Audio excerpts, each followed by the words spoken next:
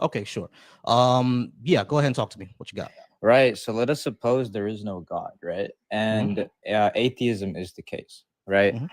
How do you, as an atheist, give an account for universal categories or non abstract things like the laws of logic? Or how would you justify Justify what? the laws of logic? The laws of logic don't need justification. They're just description Oh, of so they how we don't need view. justification? No, they're just descriptions Oh, of what we view.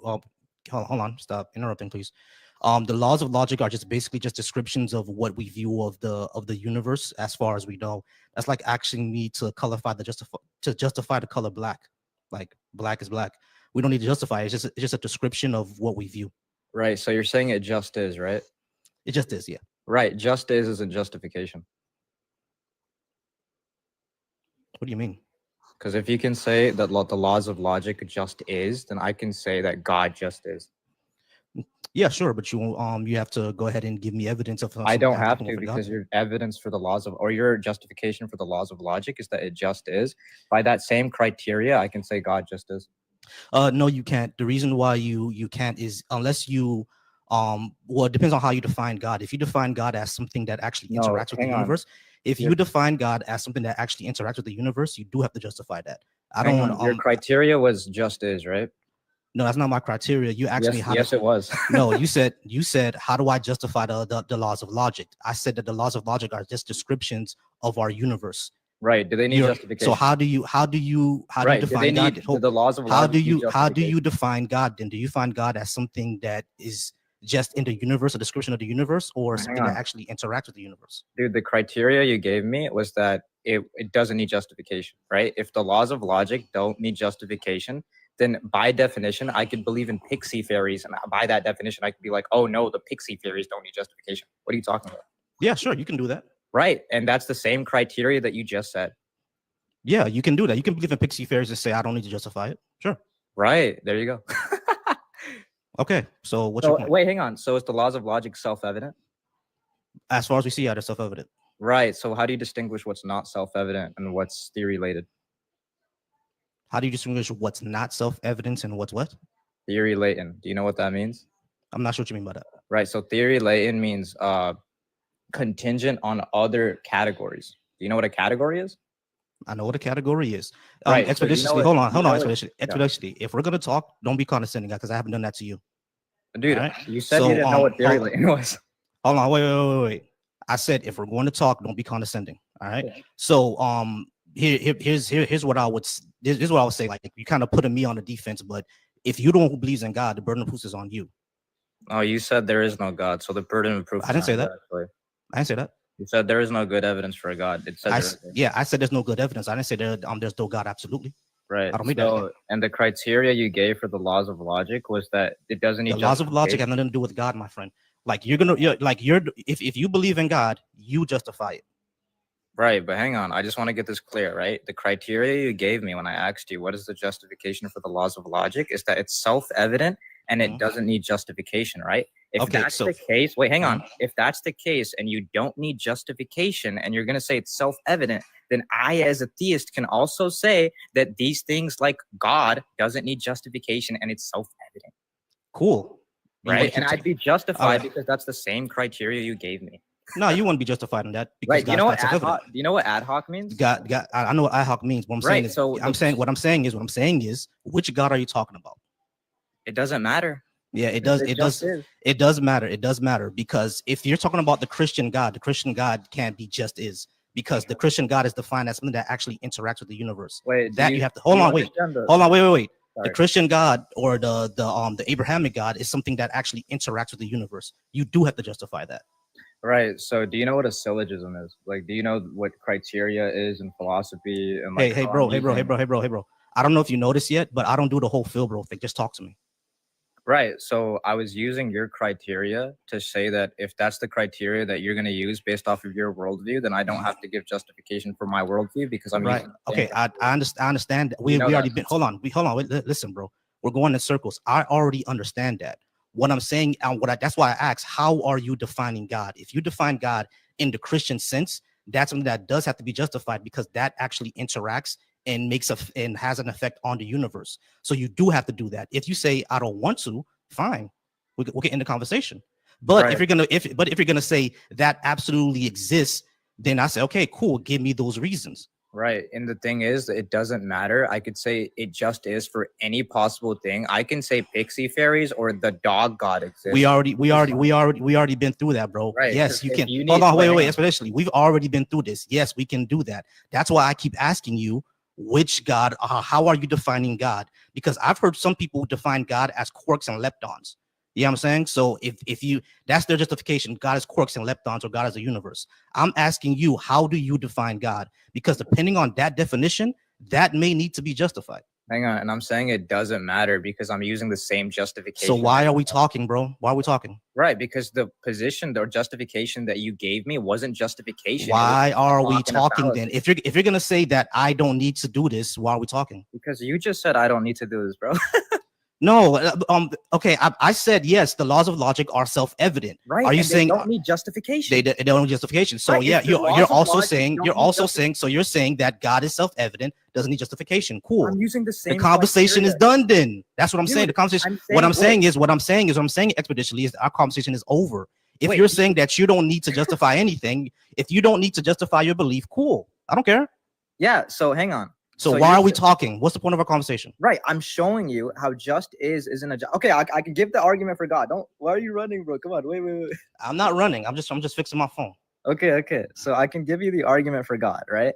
Go ahead. But I just want to establish that the criteria you gave me for the laws of logic is that it's self-evident and it doesn't need justification, right? So let me go for my argument for God, right?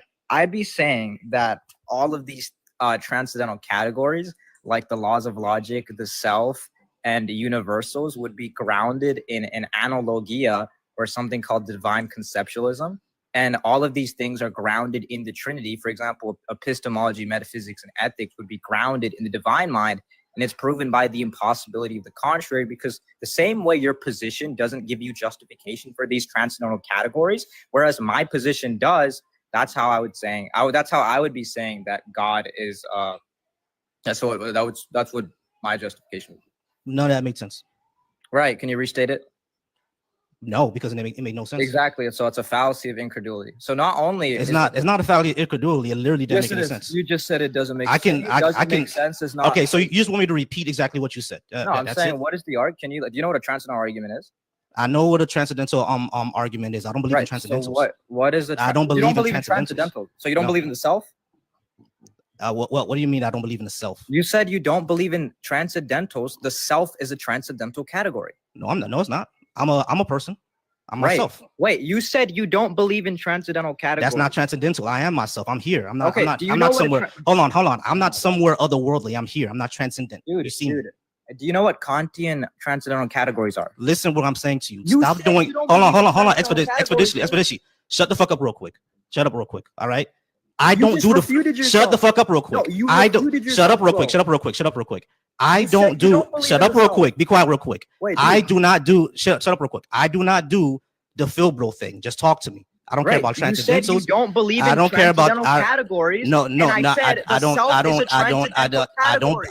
I don't believe in transcendentals. Now what? You said a transcendental is a transcendental category, right? What's a transcendental? A Then? transcendental category. What is a transcendental? are, for example, things like the self, universals, laws No, of no, no, logic. no, no, no, If no. you Stop, don't- stop, hang stop, on, stop. dude, if Listen, you listen. don't- No, it's not. No, it's not. No, it's not. Yeah, What you know what is expeditiously? What is a transcendental? Don't just give me examples. What actually is it? Right. Give me so the when I'm definition. When I'm Give. referring, Hold on. Listen. Give me a definition. Don't just say self is transcendental. What Right. actually do you is know a what- transcendental? do you know? Shut up what- real quick, bro. Hey, stop interrupting. You said explain. stop. And then shut Hold- up. How okay, do I okay, okay. explain if you tell me to shut up?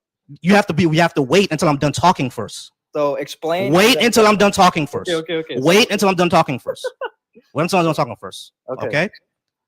All right. So when I ask you what is a transcendental, don't just give me an example. Give me the actual definition of what a transcendental means. Because Right. the way that I understand what transcendental is something that's otherworldly outside of ourselves.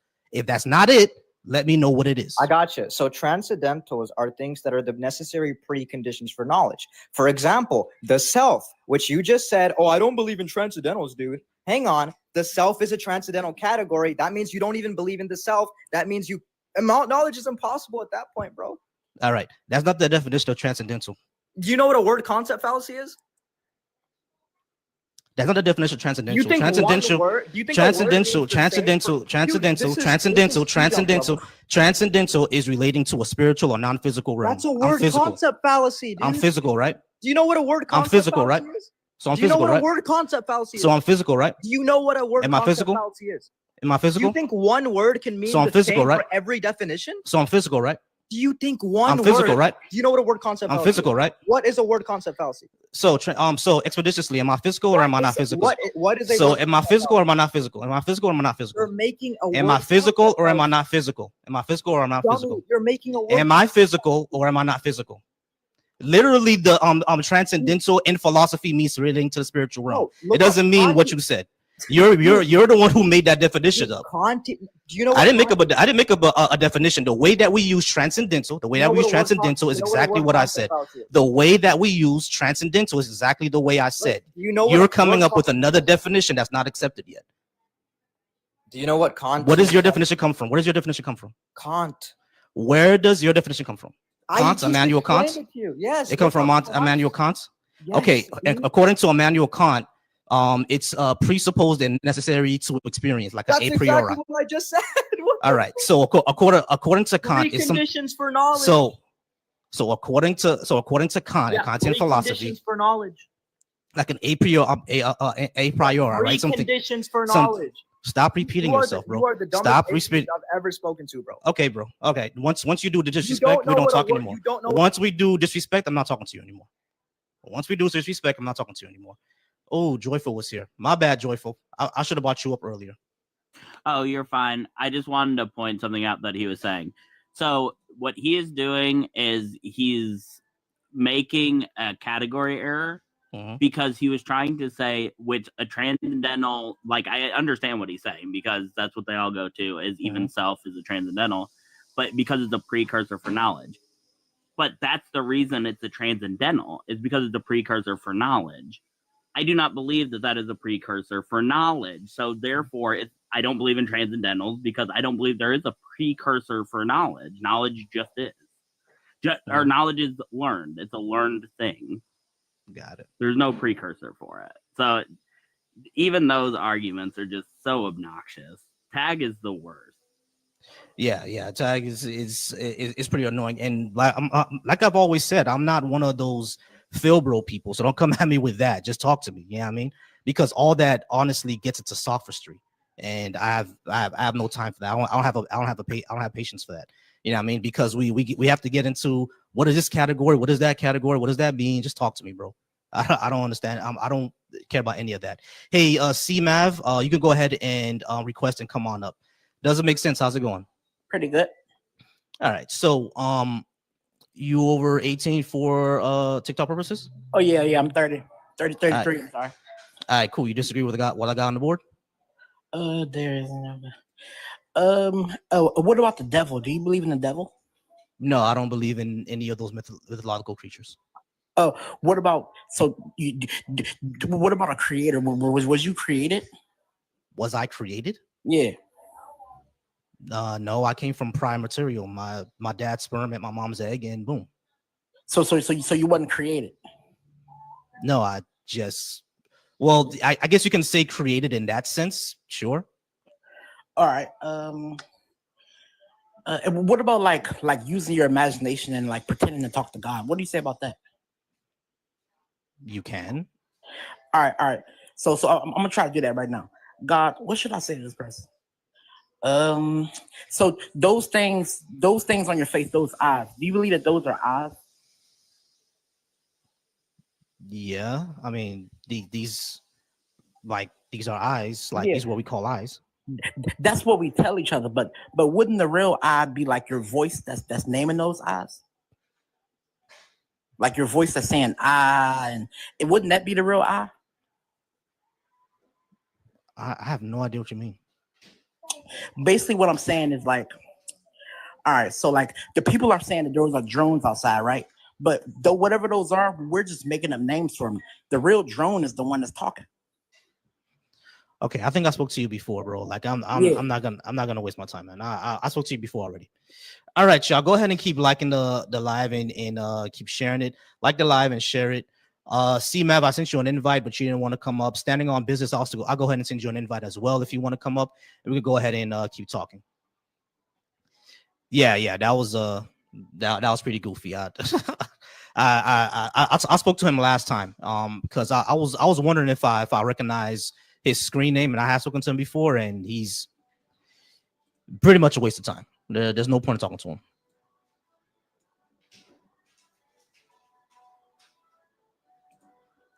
You still there, Joyful? Yeah, I'm here. I was busy arguing with somebody in the chat. Yeah. Anyway, I invited a couple of people up. Let's see who's next. All right. Am I Montgomery? I'm not sure how to say your name.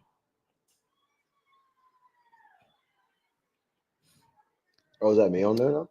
Hey, Joyful Girl, appreciate that. Appreciate the gifts. All right, y'all, keep liking the live. We're at 2.1K likes right now. 15 people in here. Right now we got Montgomery on the stage. Montgomery, how's it going? Oh, what's up? I'm doing pretty well. How about yourself, man? I'm all right. You over 18 for TikTok purposes? I am. I'm 23. All right, cool. So you disagree with the guy on the board? I wouldn't say I disagree too much. I mean, like, so I kind of, it seems you're very evidence-based. Like, would you say you're a man of science, if you will? Like you'd rather have evidence before you support something, whether it be anything? Yeah, sure. Okay. And what exactly, like, in your opinion, what does faith mean? What does faith mean? Yes. Faith to me is belief with little to no justification. Why the little to no justification? Like, why does that stick? Why did you say that, for example? Because that's how I understand what faith to me. Like, basically, like complete and total belief or confidence in something or someone with yeah, exactly, like little to no justification. That's why I've always understood faith to me. Okay. No, I can understand that. And is that, like, why exactly do you, let me ask you first, do you disagree with the idea of faith, like just faith itself?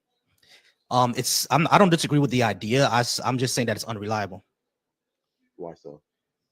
Because you can have faith in something and be completely wrong. I mean, you can have faith in something and be completely right about it, 100% right, but you can have faith in something also be 100% wrong. At that point, it makes it a coin flip. And does that, like, that 50-50 kind of uncertainty, is that some sort of negative to you? Like, is there any reason why? Depends on the situation. When it comes to like how we're gonna live our lives, yeah, that's if we're gonna be dedicating our lives to a certain belief system, and it's a coin flip on whether or not it's true, then there's no point of that system. Okay. So, and full transparency, since I figure you like that sort of thing. Later on, myself, I'm actually leading a Bible study that's kind of related to the very topic, where it talks about, like, fear of the Lord and finding wisdom. Specifically, here I'll even pull up. I have notes for what I'm gonna be talking about later. But like the wisdom, the original translation or the original word that has been translated is less of a thing you have and more of a thing you do. It comes from the word Caucum. I'm probably mispronouncing that, but to be wise, which is to become wise, act wisely, teach wisdom, be made wise. Like, it's an action. You get me? So I'm kind of wondering, like, you say that, how can we justify basing our lives around it? How can we use it to act when we're uncertain? Do you think that there are things that might be, like, deceitful or misleading or whatever what have you in the Bible that would have someone acting, quote unquote, incorrectly, or even against the social contract? Do you want to get into the philosophy of it? Yeah, sure. Sure can. I forgot what verse was it, but remember that verse about being unevenly yoked? Oh yeah, absolutely. Yeah, people use that all the time to behave in bad ways. Uh, That's just one example. could you Um, elaborate a little bit more? yeah, sure. The entire verse about unevenly yoked is why we had Jim Crow. They would say it all the time. That black people and white people need to be separate because of this verse itself. They would also use the verse in Leviticus, the one about slavery, to justify slavery. And after slavery was over, they used the unevenly yoke and the curse of Ham to say that black people and white people need to be separate. Okay, so that actually brings up a really interesting point too, because like, and I'm not gonna say in any way I'm like an expert on the Bible or anything, you know, just kind of it's I'm getting back into my faith, so this is just kind of like a good discussion that I want to have. But you know, so far, and I've read a good amount of chapters through the book. Um, Whenever it talks about, you know, like the whole slave and master thing, which absolutely does come up very, very often in multiple ways, Mhm. it never talks about race so much as cities and not even really culture. Like talk about Babylonians, Galatians. You know, there's literally so many different like Israel, Judah. Like they're not But black or white. It's I guess it can could I be just like a say way. something to that just really quick while you're on Yeah, that point? yeah, for Um, sure. like in Leviticus 25, 44 through 46, where it literally tells them that they cannot enslave their own. They have to enslave people that are not of Israel descent. Right. Male and female There's slaves. that. Yeah, the And like, nations around you. right, the nation is around you. So there's that. So that could be like an ethnocentric thing. But the other thing that I would say is that I understand, even though like the ancient world didn't understand race the same way that we understand race. You know what I mean? Of course. However, that still doesn't like leave out the point that people still use these verses and these sayings to still do like horrible things and to behave in horrible ways. Absolutely. No, you're absolutely correct on that. You know, I mean, one thing that I've been noticing. So personally, me, I would say I'm Christian, however, non-denominational, because I disagree personally with like the division in churches. You know, Catholic, like Roman Catholics, all the different like, Protestant. One, they're complicated and ridiculous, but two, it's like the faith is supposed to be in a God and his son to deliver us from sin. And all these divisions is exactly the human confusion, I like to call it, where people like to try to find ways to put themselves above one another. And of course, religion is just yet another way. You see that in a whole bunch of other religions. But does the fact that other people use the Bible and religion in a quote unquote evil way to justify evil things, does that make the Bible itself problematic, or is it just the people and how they use Both. it? And why would you say it makes the Bible problematic? Because like it's unclear if something can be used to be problematic because it's up to interpretation literally at that point and has no clarity on what exactly it means, like what you take from the Bible and what David Duke, Grand Wizard of KKK, takes from the Bible Mhm. are both justified, because either you can say that this means that, and there's no way to know which one of you is right. Okay. Give me 1 second to look you up for a quick second. Yeah, David Duke is the Grand Wizard of KKK, or he was a former Yeah. Grand Wizard. So, and for what I'm looking up, just because again, I'm of course not an expert on the Bible. I haven't read through all of it entirely.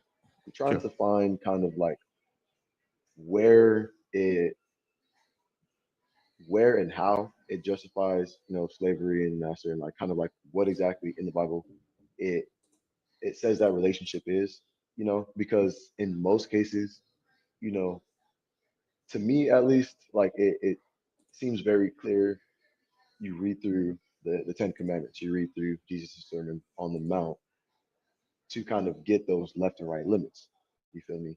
But Mhm. and you're right in cases where it says things that are problematic, where like it quote unquote justifies slavery. Mhm. What does it say is slavery? You know, there's a lot of things like if you look it up in the Bible and you try to find like an answer for something, it seems like the Bible has an answer for everything. So that's just It doesn't. what I'm looking But for. Yeah, the verses that it's not going to. the verses that I'm particularly talking about is Leviticus 25:44 to 46, where Yeah. it says, "As for the male and female slaves who you may have, it is from the nations around you that you may acquire male and female slaves. You may also acquire them from among the aliens residing with you, and from the families who are with you, who you have been born in your land.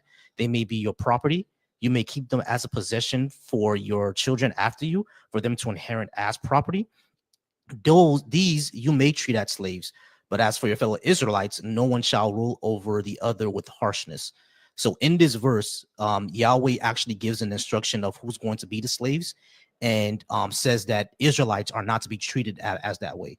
Based and people who are property and inherited as property and passed along as slaves, that is literally chattel slavery, the same exact thing that we had here in the United States. And even extra biblically, like outside of the biblical context, when researchers and archaeologists actually look into what Middle Eastern cultures were doing around this time, it was exactly what we're describing: chattel slavery. Okay.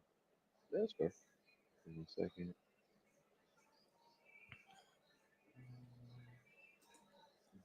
Trying to use one of my own actual Bible tools to find other references of slavery. Just because I feel like that one, I mean, that one's pretty cut and dry. I don't have much of an answer for that one because, like, you're Mhm. right, that is describing chattel slavery, excuse me, and they're like, it's wrong. It's Mhm. obviously slavery wrong. Like, it's not even talked about. But like, it might say it right there, but you know, Right. okay. And is it just because of like those instances where it says something that is problematic, like that is how you, I guess, justify not using the Bible to kind of live your life? Yeah, not only that, it has no real utility. Like you can use the Bible to literally kind of justify anything, but if that's the case, I might as well come up with my own system, because if I can use it to justify horrible things and I can use it to justify good things, but I want to be a good person and I want to live in a productive society, I might as well use my own system. Okay. And do you think, like, of course, and that's the Old Testament. That's, way back when, different Mhm. from the New Testament. Do you think that at all makes any sort of difference? Does it make a difference? Yeah. No, I don't think it makes a difference, to tell you the truth, because like folks would say that it makes a difference because of Jesus, but folks would also say that Jesus is also God. So if Jesus is also God, then he was here saying this the same thing. So it's a wash at that point. Mhm. Okay. Let's see. Oh, there it is. Give me a sec, 1 second, Montgomery. All right, y'all. Yeah, We no have problem. about 6.8K people, 17 people in here. Go ahead and keep liking the live and keep sharing it. Joyful, did you have anything to add? Not no. I've got to drop down though, man. I'll try to join back up here in a bit if you don't mind. Hey, not a problem. I appreciate you being here. Yep. See it. Y'all remember to follow Joyful. Drop a like on Joyful. We're almost to the goal. I also want to remind everybody I do have a YouTube. I'm live on YouTube right now.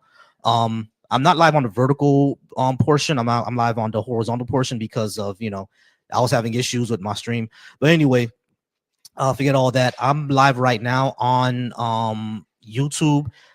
Go to the link tree in my bio. Bookmark that link tree. There you'll find access to my socials. Go ahead and subscribe to my YouTube, because TikTok unfortunately is going to be ending soon. So we're gonna go ahead and continue this somewhere else. But yeah, Montgomery. Did you have anything else or anything else you want to ask me?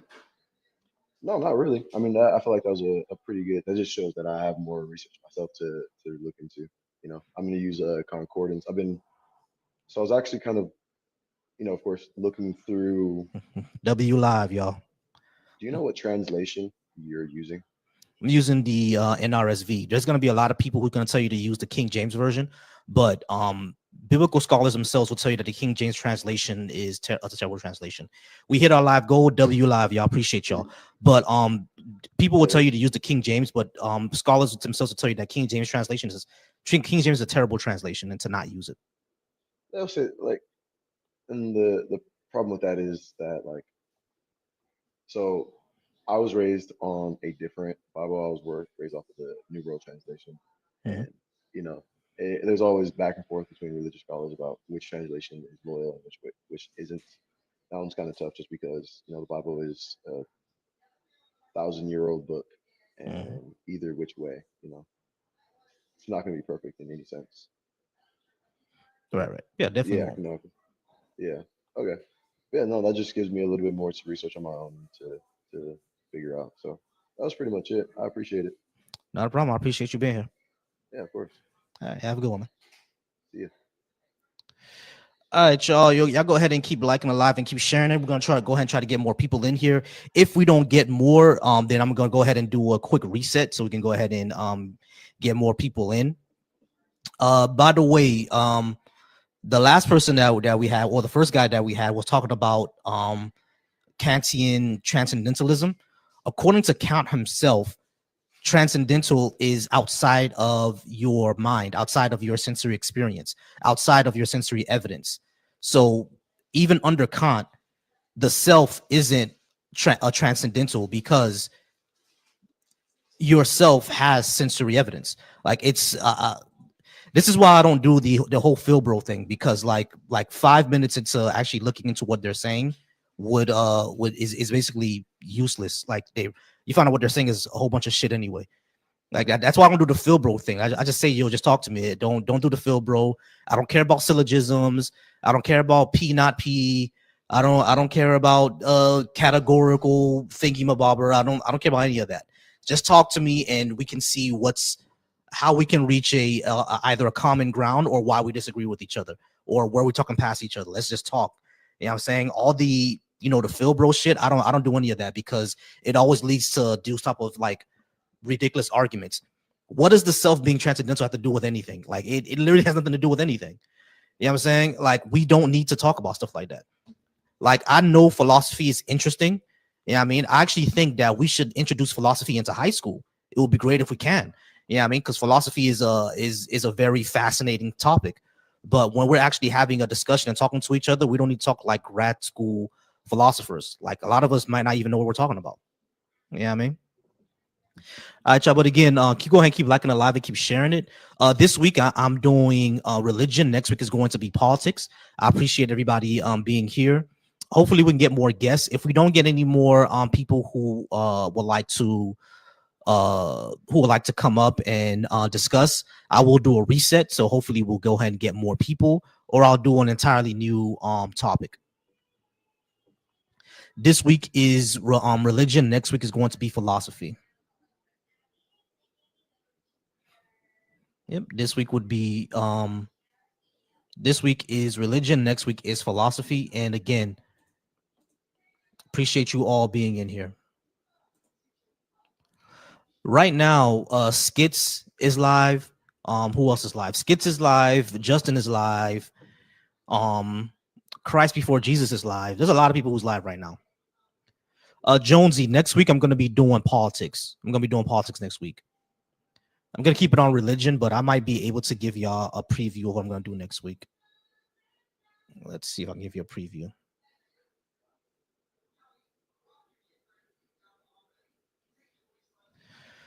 Let's see what I can give you a preview of next week. Next week is going to be this topic. Next week I'm going to be doing this. So yeah. Skits is winding down. Let's get Snow to go ahead and maybe raid me because I could use the raid. But next week is probably going to be this, or it is going to be this. Like I love doing this topic because this is when I get all the Trumpers. I get all the Trumpers when I do this. But I'm going to go ahead and set up a new let me go ahead and go back to what my other one is. I'm gonna go back to what my other one is because I don't want the Trumpers in here yet. I want the Trumpers next week. Hey, CeeLo, how's it going? Good to see you again. Yeah, appreciate you, Jonesy. All right, y'all. We're gonna go ahead and give it a few more minutes. Go ahead and keep liking the live.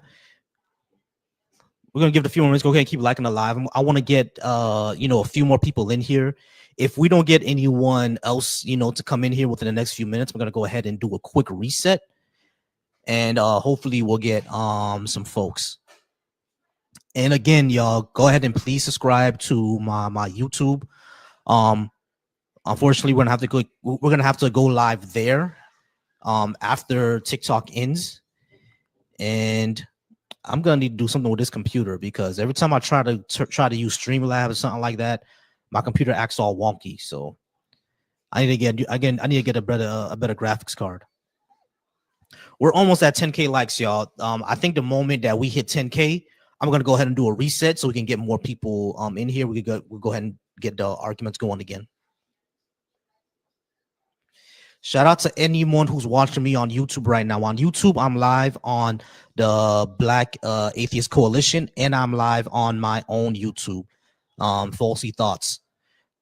If you're watching me on YouTube right now, go ahead and keep watching because I might do a reset. All right, don't leave. I'm gonna do a reset just so I can get more people on TikTok. Once TikTok ends, I'm gonna be doing these straight on YouTube. I'll have a call-in number and everything. All right. I probably should do that now. Do the whole call-in thing because people do tend to like that. People, I've seen the whole call-in thing for YouTube before.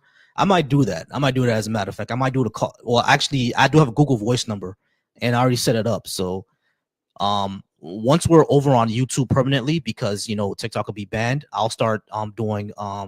You'll see a number up here that you can call. And then we'll be able to go ahead and discuss. Jonesy, I appreciate the follow on YouTube. I appreciate you.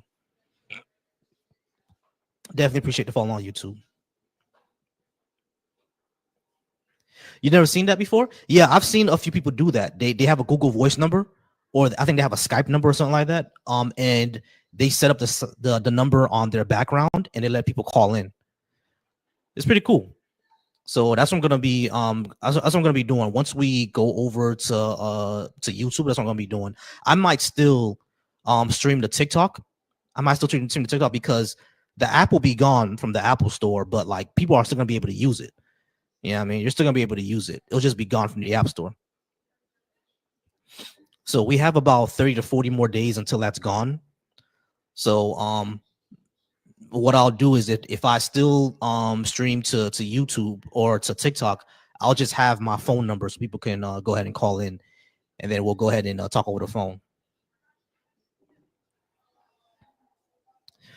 But all right, I'm gonna give this a few more minutes. I'm gonna see who else comes in. If we could see if we can get anybody else to come in. If we can't get anybody else to come in, again, I'm gonna do a reset. All right, so don't completely leave. You know what I mean? Just follow me. Watch out for the notification again, because I'll do a reset. And I appreciate y'all for letting me hit my goal. Once I reset this live, we're gonna go ahead and do another live goal. And we got people watching me on YouTube right now. If you are watching me on YouTube, shout out to you. Go ahead and post in the comments that you're watching. Do not leave, all right? Because I'm gonna do a reset on my TikTok, so do not leave. Give me about 1 minute, and then you'll see the live come right back up again. All right. And for anybody watching on YouTube, stay with me because when TikTok goes away, you'll be watching me there. All right. You'll be watching me do YouTube full time. All right, y'all. We did hit the 10K. We hit the 10K. So I'm gonna go ahead and reset this live. Anybody who's liking right now, or anybody who's here, come on back. Don't worry. K Ministry, is that how you say your name? K Mystery 06. I appreciate you. Jonesy, I appreciate you. I am going to be back. All right, guys. So give me 1 minute. You're gonna get a notification from me being back, and then we're gonna go ahead and do another we're gonna reset the live and try to get people in here. All right. So I appreciate y'all. I'll be right back. Give me 1 minute.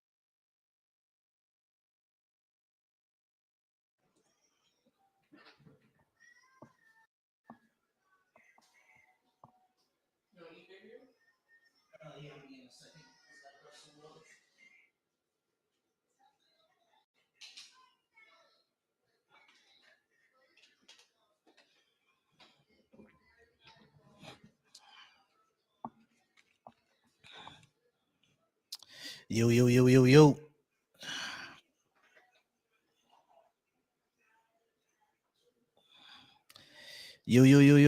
What's going on, y'all? All right. So I went ahead and did a quick reset. Start liking the live, start sharing it. Start liking the live, start sharing it. Start liking the live and start sharing it. I appreciate you all being in here. I appreciate you all being in here. Let's go ahead and start liking the live and start sharing it. I appreciate you all being in here.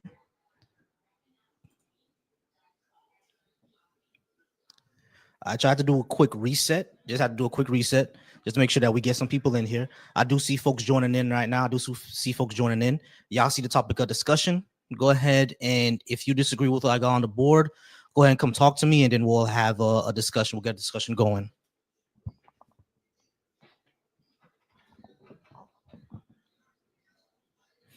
All right, y'all. So if you disagree with anything I have on the board, go ahead and come on up, and we can go ahead and discuss it.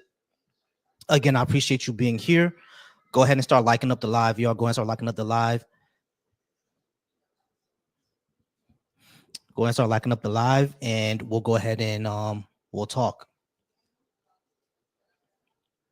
I do see someone called Jesus True Deliverance in the chat. You can go ahead and request, and we could go ahead and talk.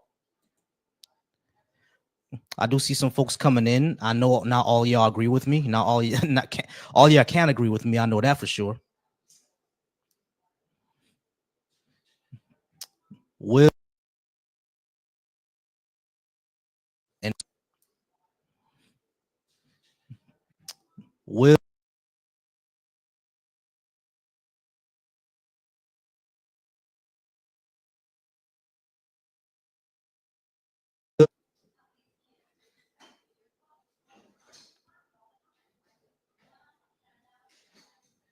Why would I be butthurt that God made me black and bald? I mean, my bald head is glorious. You see how handsome this chocolate skin is? What's up, Will? Someone tried to be racist in the chat and epically failed. You see how handsome God made me. Look at this baldness. Look at this chocolatiness. My beard connect. You know what I mean? I don't have a patchy beard. Looks like Peck Nectar is jealous because his beard might be patchy. You know what I mean? Like Peck Nectar did this. What I'm gonna do. Okay, for you to get like an amazing luscious beard like I have, what you need to do is eat some coochie. You know what I mean? Get you a girlfriend. You feel me saying? Get your girlfriend and put your face all up in it. Yeah, you feel what I'm saying? Put your face all up in it, and then you'll grow a glorious beard like I have. You feel me? You'll glow one like I have. It'll be amazing, bro. This would help me. This is what helped me grow this glorious, luscious beard. Since folks want to be racist.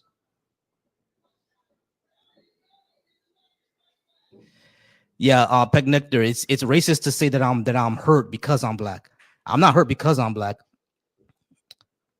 I'm blessed because I'm black, which is kind of funny for an atheist to say. Being black is lit. Being black is absolutely lit. I love being black.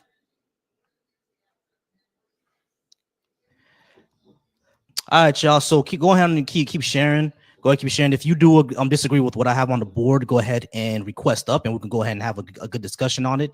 Just to let y'all know, the name of the show is Talk to Me. All right, because I usually get a lot of Phil bros in here, and I keep telling them, like, listen, I don't care about P not P. I don't care about the tag argument. I don't care about justification for yada yada yada. Just talk to us about our worldviews, and let's see where we can reach. Let's see if we can reach either common ground or where our disagreements are. All right. And I do have a guest. Name is Neophyte, if I'm not mistaken. Hey, T-Rock, give me a second, Neophyte. T-Rock, send a request. In about 10 minutes, I'll bring you up, and we'll talk more about that, all right? Appreciate you. Neophyte, how's it going? Good, big dog. How are you? I'm all right. Over 18 for TikTok purposes? Yes, sir. All right. Disagree with that? Anything I got on the board? Let's see.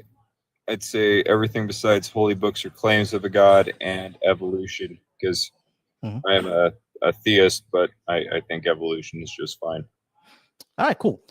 So let's go ahead and start off. What's the first thing you disagree with? There is no good evidence for God. Brad, I don't think there's good evidence for a God. You think there's good evidence? I do. I don't like the logical arguments and the scientific arguments. I don't think that those are very persuasive for people, but I think personal experience is good evidence. Like if you wanted to prove to me that you had a mother, you could give me lots of scientific claims, but your best claim would be your personal experience with her. So I did want to ask you real quick, what's your, if any, religious background and spirituality? My grandmother on my mom's side was Catholic. My grandmother on my dad's side was Haitian Vodou practitioner, and both my parents are Protestants, and I grew up in the Protestant church. I did have a request, but the person dropped out. I'm not sure what happened there. But my bad. Go ahead, Neophyte.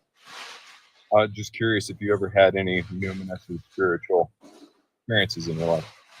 Oh yeah, sure. Like here's the thing about me. I don't doubt that people have an experience. I just doubt what they attribute that experience to. And I'm sorry to interrupt. Give me 1 second. T-Rock, I'm going to bring you up right after Neophyte. Just be patient with me. I'm sorry, Neophyte. Go ahead. Oh, you're fine. So what would you attribute usually the majority of religious experiences to? Not so much in like a worship environment, because I know that comes down to emotional response a lot, and I would agree with that, but more in a prayerful, alone experience. I would say the same thing. It's essentially emotional, and something that I wouldn't call it, even though delusional has a negative connotation, but it's not necessarily a negative thing. There are people, excuse me, those in those states, I would also call it like kind of a sense of a delusion, but not delusion in that you're trying to like not nefarious or that you're losing your mind. It's just that in that sense you have when you're praying, when you're alone, there's a sense of euphoria, because I can have the same thing, right? Like after I left the religion, I was trying to get that same type of feeling that I used to get when I used to pray and stuff like that, and all I did was just listen to music. and I got the same exact feeling. You know what I mean? So it's not like when I use delusion, I don't mean like in a negative sense, basically in a euphoric sense. Well, I should use euphoria. That's what I should use. Right. Have you ever sought personal experience like in your adult life? I was also raised in a Protestant home. I went through an agnostic. I joined the military. Was out on my own in the secular world without Christian influence for about 4 years, and went through an agnostic phase.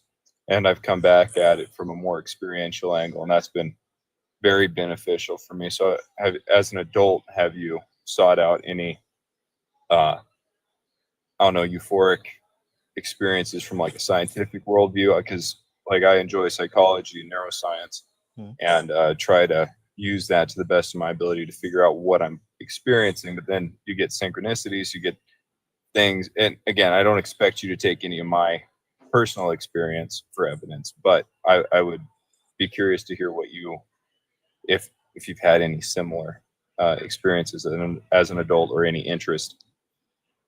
Oh yeah, sure. Without getting my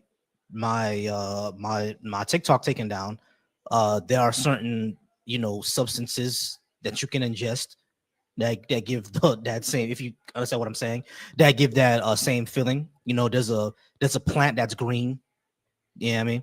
Or there's like a chemical from that plant that you can put into candies and ingest them, and it gives that that feeling. And also just sitting down listening to music. There's even movies that do it. Like just like you, I'm a big fan of psychology and stuff like that. I'm actually studying to become a therapist. And one of my favorite movie series from Pixar is Inside Out, because I love the way that they explain emotions in that series. And there's a scene in Inside Out where the emotion anxiety has taken over the main character's body, and like that entire scene, like I ain't gonna lie, made me shed a tear. You know what I mean? Because I've been through that. So those type of feelings I can get like outside of those worldviews, not just only from substances, but from music, from movies, to just being with people. There were times like after my grandmother on my dad's side passed away, I was in a very like, not happy rut, but being around people, making new friends, and them us just hanging out. You know what I mean? We went to a hotel and we were all just hanging out. You know what I mean? Just having drinks and stuff like that. I had that same feeling, just being around people. You feel me? Like every time me and my fiance go out for a walk, look at the stars, have a picnic, stuff like that, I get that same feeling. So yeah, I've sought that after church, because I thought I would never have that again, and I found that I can find it outside of church. Does that make sense? That absolutely makes sense. Moving more towards, well, first off, I actually wanted to ask you a question. You mentioned one of your grandfathers was a voodoo practitioner. Yeah, my grandmother. I'm not sure if my grandfather was. I think my grandfather on my dad's side was, but he wasn't a heavy practicer, but that's what he was into. That's because they grew up in Haiti during that time. We had a philosophy called Noirism, and Noirism was all about uplifting, African type spirituality and aesthetics. Basically, it was a whole philosophical movement, but that's just a background thing. But yeah, my grandmother and my grandfather on my dad's side, they were both voodoo practitioners. That's fascinating. So not to get like woo-wooey or weird, but I very much enjoy studying occult history, and I'm less familiar with voodoo traditions, but have you ever had any experiences around that? I know my sister said she did. Like my sister, like she came home one day crying, and my grandmother asked her what was wrong, and she told that a boy in school was bullying her, and my grandmother said, "Okay, don't worry about it." Like she put like basically powders and like pigeon feathers into a pot. You know what I'm saying? Mixed it up, did a prayer, and she said, "Don't worry about that boy anymore." The next day, that boy had boils all over his skin. So it was right. It was hilarious. So that's wild, right? Mm-hmm. That's wild. That's very interesting. What are your thoughts on that as an atheist? I think it was probably chicken pox. Yeah, I mean that's what I would say. It was probably just chicken pox. But like so stuff like that, there are things I always say, even as an atheist, I can't explain it. I don't know. Yeah, I mean, if someone says that they did a certain thing or prayed to a certain god and this thing happened right after, I would say there could be logical explanations for that. But if you want me to completely explain it, no clue, no idea. Now, I mean, I personally think there's a logical explanation, but if there's something out there, something's out there. I just don't see any evidence of it yet.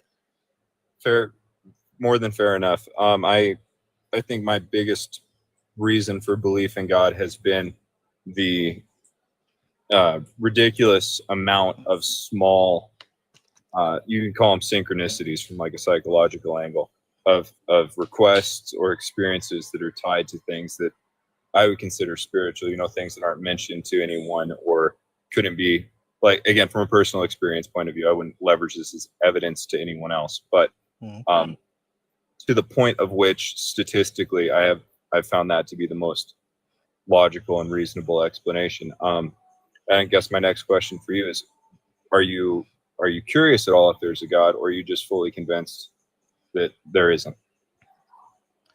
I actually am curious, because if there is one and there's one as powerful as that, how can we access it? And if we can talk to it, let it know that, hey, this world is going to shit. Like we kind of need some help. Yeah, you know what I mean? So yeah, I'm definitely interested. Because like, not just interested in the sense to like, curse them out or whatever. I'm interested in the sense to see, like, if you do have this type of power to change the laws of physics as we know it, yeah, sure, I want to see that, because hey, if you can change the laws of physics, I want to go to Mars one day. You know what I mean? I want to go back in time and change some stuff. Like, let's try to access it. Let's try to do something with it, or if we can talk to it, this will probably be the wisest creature that we ever ran into. So definitely interested in knowing that if it's true or not. But I just see no type of evidence for it. So, you said you're studying for psychology. There's a couple resource points I would give you. Dean Radin has some really interesting stuff. He gets a little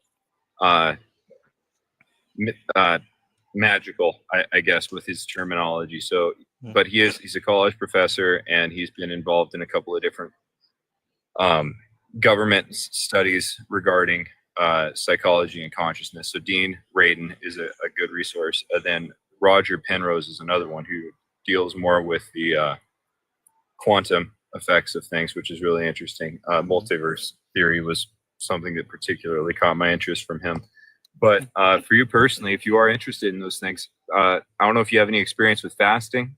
Coming from a Protestant tradition, I know that isn't always present, but if you fast for 3 days to start out with, I know it's like a high bar. I would fast with you. If you let me know, you can shoot me a message.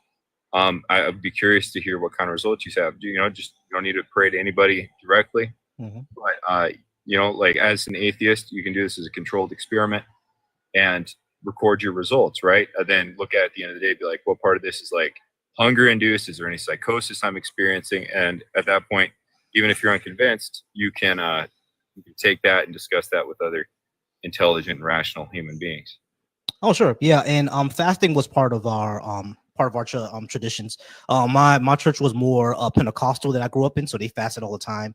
There was always like a fast on like February, or something like that. I forgot what the fast is. My sister is doing one for school. Like they always used to fast. Yeah, fasting is a thing that we go through. And I've started to do fasting for like workouts and stuff like that. Not eat breakfast, work out in the afternoon.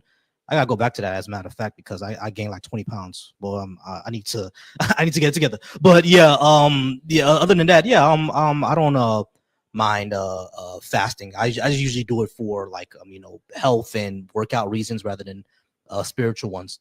Oh, and one last thing, Neil, we got about 1 minute left. Was that the last thing that you had for me? Yeah, that's about it, man. It's awesome. I don't know if you know Alex O'Connor. I heard of him. He's Cosmic Skeptic on YouTube. He's phenomenal, and he's really opened a line of discussion between me and a lot of atheists that I either run into on here, and I always love getting to have conversations with you guys and see, your line of reasoning and everything. So I hope you find what you're looking for. It was good talking to you. I appreciate you, Neil. You have a good night. God bless. All right. T Rock, I'm gonna go ahead and bring you up, but I'm not sure if you disagree with me or not. Mangrove, I do see you in the chat as well. Give me about 10 to 15 minutes with T Rock, and Mangrove, I'm gonna bring you up. But I'm not sure if T Rock disagrees with me or not. Well, I'll bring him up now.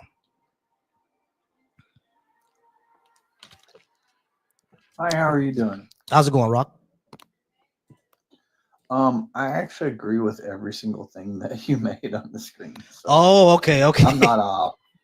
Okay. I think some people misconstrued when I said evolution is a theory. That's just a fact. I mean, Yeah. That's probably I'm what not I'm misconstrued. diminishing a theory. So my other point that I couldn't fit in the caption was that creationism and intelligent design haven't ever risen to the level of a theory. Correct. And a scientific theory, actually can be taught as a fact. It can be presented as a fact because it's the best possible explanation that we currently have. Now, Exactly. it's not one of those things that is necessarily static.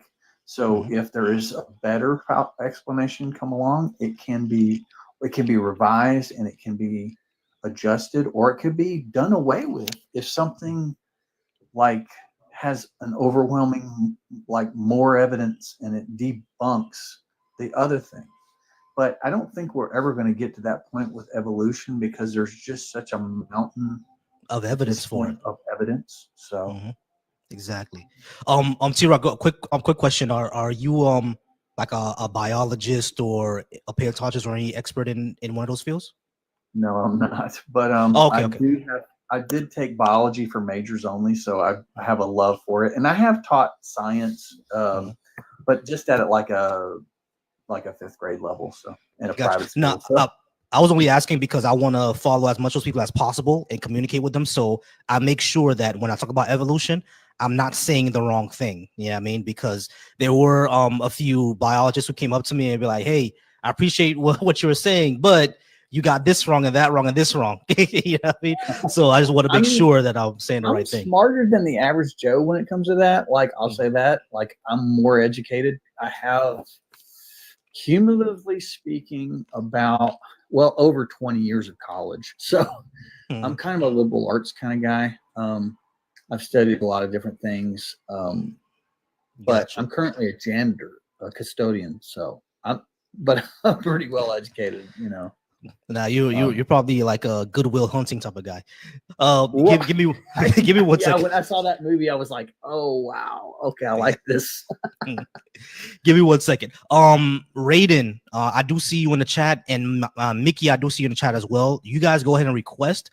I'll bring you up right after Mangrove. T-Rock, you can stay up if you have time for a little bit. Okay. And also, guys, keep liking the live, please. Let's get us to at least 1,000. We do got 27 people in here. Mangrove, you there? Howdy. How's it going? You over 18 for TikTok purposes? Yes. Great. You disagree with anything I have on the board? Yes, I would say from a scientific standpoint, we haven't actually ruled out the possibility of there being a creator versus, the latter, I would say. That's fair. Yeah, that's fair. Yeah, I would say that scientifically, and I'm not sure we can scientifically show it to be true anyway, because the way people describe or define God as something that's supernatural, which would go beyond what we understand. So unless there's a way that we can find a way for us to, if there's a method for us to go beyond what we understand, there's really no way to do it. But they say they can do it, so what's the way? You see what I mean? Also, I would say that obviously just the existence of like consciousness itself, in that meaning, in that way.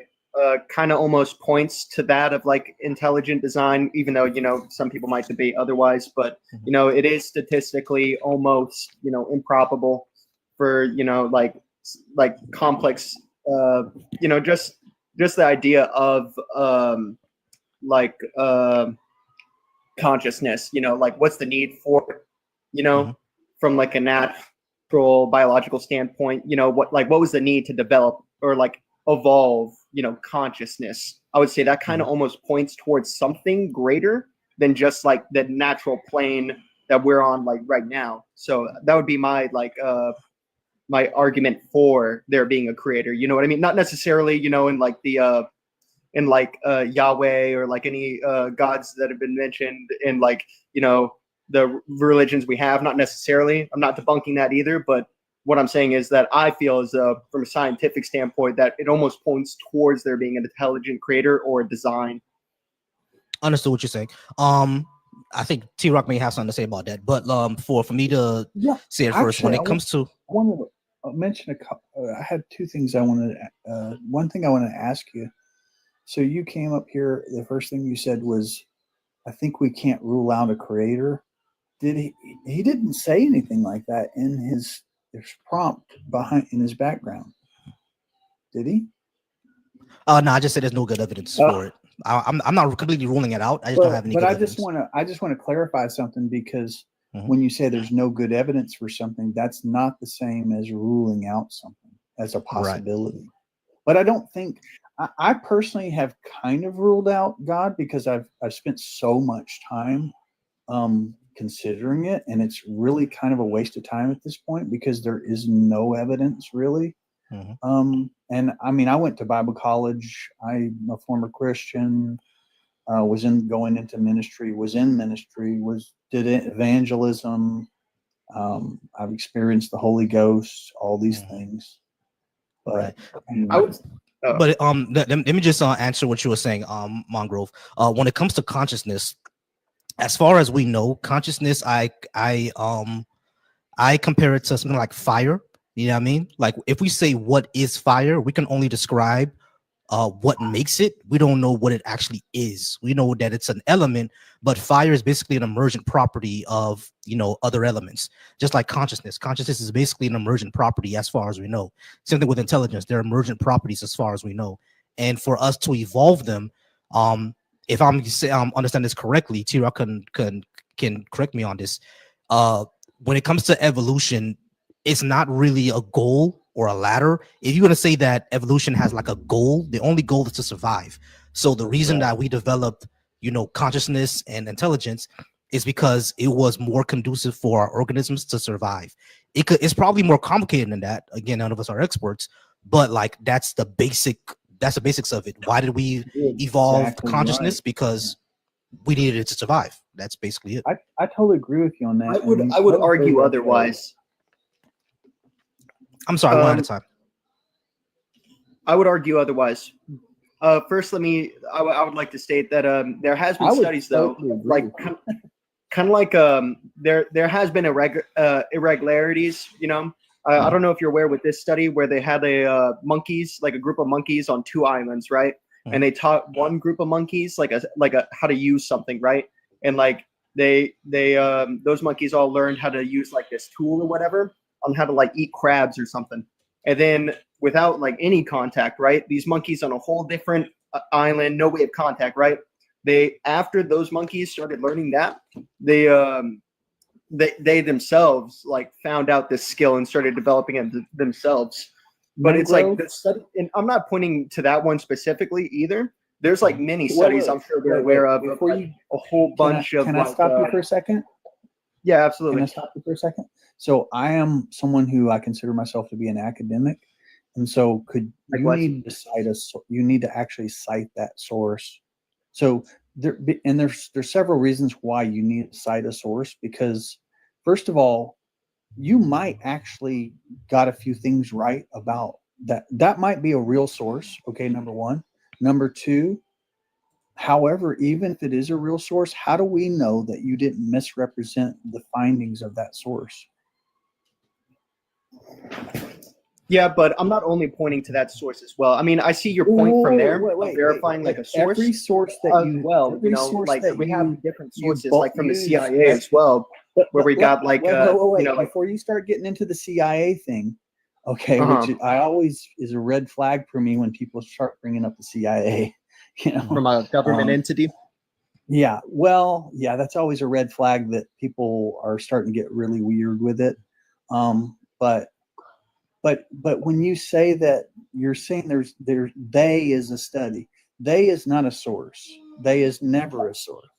They or scientist is not a source. You have to actually cite a source if you want to use the source. I mean, for the sake of alive, though. This is just listen. Just listen. If you No, want because to, like, you know, I wasn't even, you know, that's not even like the one source I was going to cite. There's other sources. it doesn't I got you. matter. No, I got you guys. You're Time out real quick. Time out real quick. just layering. Hey guys, you're time layering out real quick. Problem Yeah. upon problem, and the Tira, more I got you. the more layers doesn't Time make out it real quick. better. Time out real quick. GC9, I got you. I'm gonna bring you up in a few minutes. Let me just finish with Mongrel first. All right, Mongrel, like, because what you were saying, it sounded familiar, which is why I just went ahead and take a look at it to see if I remembered it correctly. Yeah, what Rock is saying is actually correct, because when you actually look into what they're talking about, it's called the 100th monkey effect. The 100th monkey effect is what you're saying, like, you know, they're on two separate islands, but suddenly one person knows, one group of monkeys learned the knowledge that other group of monkeys learned even without contact. When this was researched again by other people, they found out that there was flaws in the methodology, and that it's actually been discredited like several times, that it literally doesn't happen. You know what I'm saying? So like, it sounded familiar what you were talking about. That's why I went ahead and looked it up. But you said it's not the only thing. What would be the other thing? Well, we can also go into like victims with like Ted Bundy. We can go into like, you know, people that have actual interactions with serial killers, right? We can talk about intuition, right?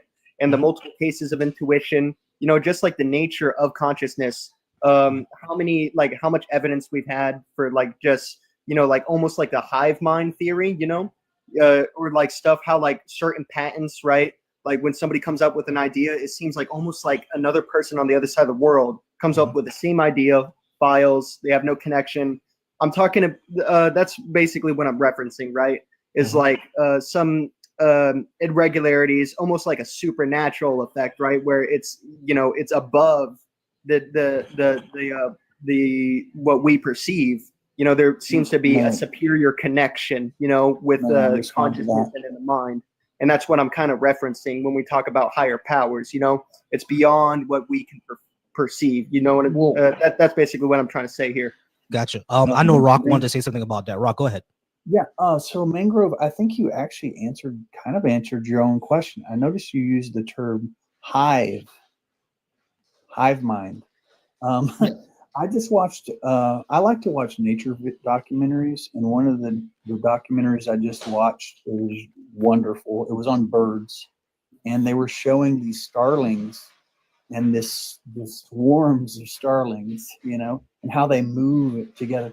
That's all nature. It's a wonder of nature, but at the same time, it's a natural phenomenon. It's not in no way supernatural. There's no way that anyone can demonstrate any supernatural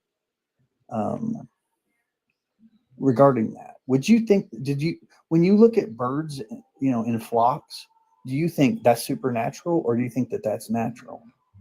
I would raise this though. When you're looking at that, right, you're talking about like how animals behave together. I'm not referencing that. I'm referencing like when, you know, like when people are separated, there's no. I know that was my example. That was my example. But what I'm trying to say is that you're using these examples, and you're not demonstrating that they're supernatural. But I am, because interesting. But also, it doesn't, just because something's interesting doesn't mean make it supernatural. I wasn't saying that. Can I add something? Right, pause. Can I add something? Yeah. Like Mongrove, I do see where you're coming from, right? Like, how do two people who have no contact from around the world like have the same sort of idea? Like, like the fact that there are billions of people around the world, I'm pretty sure that somehow, some way, folks are gonna come up with the same idea. Like, it's because, you know, I said there's nothing new under the sun. Yeah, I mean, like, it's the chances of two people, the chances of two people coming up with the same idea is pretty, like, it's not astronomical. You see what I'm saying? But when it comes to I think you came up with like something like shared consciousness, if I'm not mistaken. Is that what you said? Yeah. Shared consciousness. Oh, like how you said with people who are like serial unalivers, they have those type of experiences. Those are things where I say I literally can't explain it. I'm not a neurologist or anything like that. Like I really don't know. You know what I mean? But like I'd lean more towards there probably is a natural explanation for it. It's just that the reason why I don't jump to supernatural explanation is because how do we even confirm that? You see what I'm saying? Because anybody can really say anything. Yeah, you feel me? Like I said, my parents are from the Caribbean. There are folks down there who still believe in mermaids. My sister swore up and down that she saw mermaids, and when I told her to describe one to me, she told me it was green with sharp teeth and a long snout. That's a crocodile. You know what I'm saying? So it's like how do we confirm supernatural things? You know what I'm saying? So it's like that's what I mean when I say I doubt. I'm not gonna completely rule it out, even though like I'm kind of where T-Rock is. Like I'm more on this is probably more than likely not real. I'm like 90% sure this is not real. But that 10%, hey, if it's there, I'm surprised, and yeah, it's there. One last thing. I would confirm though that since just from the existence also there, because science is there to explain, the stuff that we can't explain. I would say that let me just raise or bring to light quantum entanglement. We still don't even know how that operates, right? How it's faster than light, so that just being existing as well, there is, some things that, that's technically supernatural. It's, it's above, it's, I say something? It's above nature. I got you. One last thing. I'm sorry, T-Rock. I'll just interrupt you. One last thing. Hey, y'all. We are 1.9K likes. Go ahead and keep liking the live. I do have a gift goal set up. Go ahead and gift me up if you can. GC9 and oh, she left. Okay, GC9, I appreciate you still being in the chat. Mongrove and T-Rock, we got about 2 minutes left, and then I'm gonna bring someone else up, okay? If that's not a problem. Rock wanted to respond. Go ahead, Rock. No problem. I want to give you a little bit of homework, Mangrove, and I want you to look up this term, God of the gaps. Okay. I would also like you to stay more objective and like, kind of, I feel like you're not really coming at it from an objective standpoint of clearly stating that, sometimes we just can't explain certain things, sometimes it's above scientific resolution. But like I said, God of the gaps is I want you to look that up. I'm giving you a thumbnail sketch of what that is. So we don't know, therefore God. So yeah, and the other thing I wanted to, it's actually considered a logical debate. When you're doing speech and debate, like it's considered a logical fallacy, and it's called God of the gaps. For a more to elaborate on it more, I'd like you to just look it up and just learn about it a little bit. And for that matter, I highly encourage you to, and this is something I've done myself, I do a lot. I read up on fallacies. Fallacies are very helpful in discerning whether something's true or not true, and are logical or illogical, so on and so forth. And they're very, very helpful. I learned that in college, in my college philosophy class, in Bible college, believe it or not. So yeah, I'm in college as well. That in Bible college too. So, but there's just some things that is just a positive. We don't know certain things. There's stuff that we can't know. That's a fact.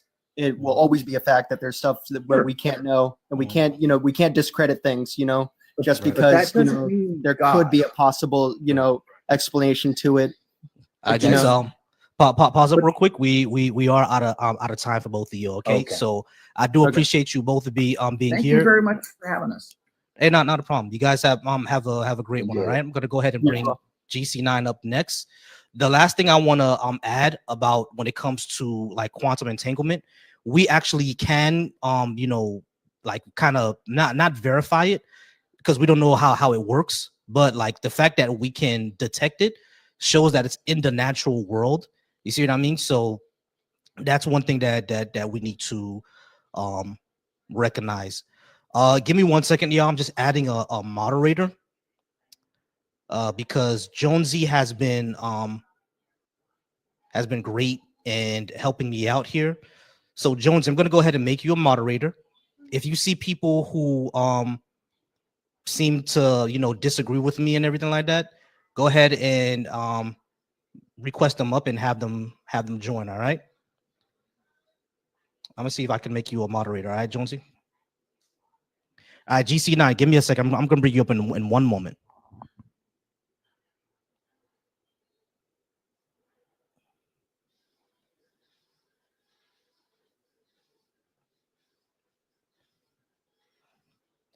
All right, I have GC9 and Sahel Knight. Sahel, this is gonna be like round 5 for us. But let me bring up GC9 first. Nah, Sahel, you could stay. You don't have to leave Sahel. All right, Sahel Knight, this is gonna be like round 5 for us. I know, but I'm gonna talk to GC9 first, and I'm talk to you. GC9, how's it going? Good. How are you? I'm all right. Over 18 for TikTok purposes. I'm 18. Cool. And you disagree with what I got on the board? Yeah. Yes, I do. All right. Awesome. Yeah. So go ahead and talk to me. Let's see where we disagree and how we can become some common ground. Sure. So first I just want to ask, do you believe, like, some common questions, like, do you believe the universe has a beginning? I'm not sure about that. Okay. Would you agree that something cannot come from nothing? Yeah, of course. Okay. So basically, if you have okay, so would you also agree that time is just a series of, or a sequence of multiple moments? Yeah, that's the basic definition. Okay, cool. So basically, if the past was infinite, then that would mean that this, just by this current moment, like, existing, that would be the completion of infinity, basically, which is impossible. Would you agree with that or no? No, something can because space and time are entangled. Mm-hmm. Yeah, I mean, so space can be infinite even if we exist linearly within it. So if space is infinite, then that would also mean that, well, at least for the universe, that would mean that time is infinite. Time is well, also right? infinite. Mm-hmm. Okay, yeah. So I mean, so that would be the same thing. Like, if this current moment exists, like, and so you're saying that the past could be infinite. The past could be infinite, even though like we exist linearly within that infinite past and infinite future.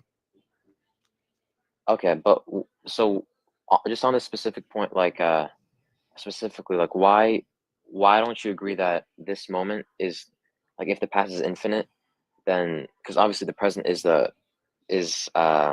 basically the end of whatever is before it. Mm-hmm. So why wouldn't you agree that this current moment is the completion of an infinite past, if you believe the past is infinity? This moment is a completion of an infinite past. Right, because every moment, I guess, is just a completion of what comes before it, right? Every moment is a completion of what came before it. Yeah, I guess we can. I guess we can say that, but like the way that we understand time is linear. Yeah, you see what I'm saying? That doesn't mean that that's how time actually works. We're just linear beings. Give me 1 second. Sure. T-Rock, give me 1 second. All right, let me talk to him for a few more moments. Matter of fact, give me a second. All right. All right, so yeah, GC9. Yeah, I understand what you're trying to say. Like, if the past is infinite, then right now ends the infinite past. Well, I think y'all put yourself on mute there. I'm put you on mute for a second. All right, T-Rock. Give me another second. Mandeep, give me a few more minutes, okay? I just gotta talk to these guys for a few more minutes. Yeah. So where are we going with this, GC? So I'm saying, like, if the current moment is the completion of an infinite past, since obviously the present is the completion of whatever came before it, then that would mean that this current moment is the completion of infinite past, and we know that infinity by definition can't be completed. So then this would become like a whole paradox, right? No, we just don't really understand it yet. But I mean, infinity is something that we do understand. It's just a concept. It's not. We know for a fact it's not a reality, like within the universe. So, I mean, infinity by definition has no end, right? So this moment existing would end the past of what came before it. So then, by definitions, really, it can't. The past couldn't be infinite. No, not necessarily, because if space and time are entangled, then time has to be infinite, How so? How so? because space is infinite. No, I'm talking about like one point in space. Yeah, For what, example, like this point in space, like sure, it's probably linear, but like that doesn't mean like all the space and time itself has to be also has to be linear. That's why I said like we exist linearly, but within our reference frame. But that doesn't mean space and time itself has to follow our gotcha. reference. So you're saying that the universe itself has been around for an infinite amount of time, but this moment that this space inside the universe that we're located in, the Earth, has been only around for a finite amount of time, correct? Right. Okay, so for that to be the case, there would have to be at least one spot, no matter how small, it has to exist, and it has to have existed for an infinite amount of time. For the universe to have existed an infinite amount of time, right? Well, there wouldn't be just one spot, because the universe is everywhere. It's everything. Okay, I mean there has to be one area, whatever you want to call it, that has existed for an infinite amount of time. Whether it's, I mean, you said it's not the one that we're in right now, but there has to be somewhere in the universe that has existed for an infinite amount of time, for the universe to have existing for an infinite amount of time, right? Not really, because the universe in of itself is already infinite. It's just our reference in our area in the universe, this isn't infinite. Okay, but like which part of the universe is infinite? Because if you're saying the whole thing, well, that couldn't be true because this part isn't, right? So the whole thing is infinite. If one part of it isn't. What I'm saying is, just because this part isn't doesn't mean the whole thing isn't. I mean, that would mean that, okay, so I'll go with that. So if you're saying that the whole thing isn't, then there's some part of it that is infinite, correct? Yeah, outside of us, like Yeah. outside of our Gotcha. our reference of galaxies and stars and planets and stuff like that.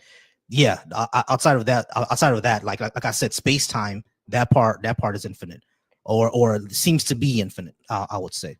Well, then I could just apply that same thing I was saying of like the past couldn't be infinite because the sequence and whatever to that moment in the universe, correct? I'm not sure. I'm not sure. I was not what you mean. So I mean, like the thing I was saying earlier about how like this current moment existing would be the completion of whatever's before it. So that would mean if whatever's before it is infinite, then that would mean this current moment is the completion of an infinite amount of moments, which is impossible to complete infinity, etc. Right? So I'm saying instead of applying that argument to this space that we're currently in, we just apply that to wherever that you think is infinite in the universe.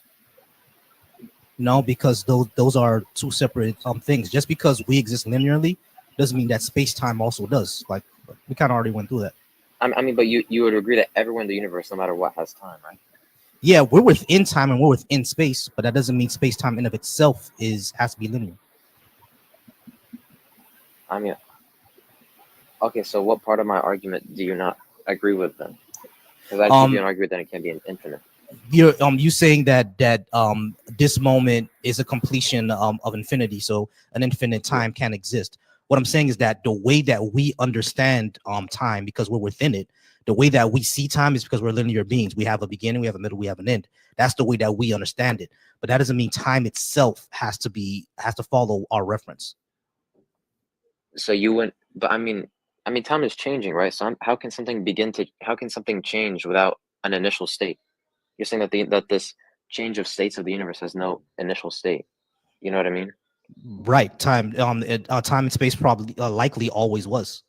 It's not something that we get because like it's incoherent to us because of how we exist, but that's just what seems to be the case. Time and space just always was.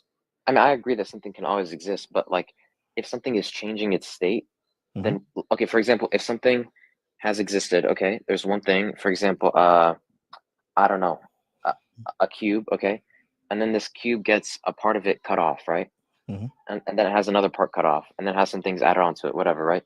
Since there's a changing of states, you wouldn't agree that there has to be like an initial state? like a first state that it was in since it's changing?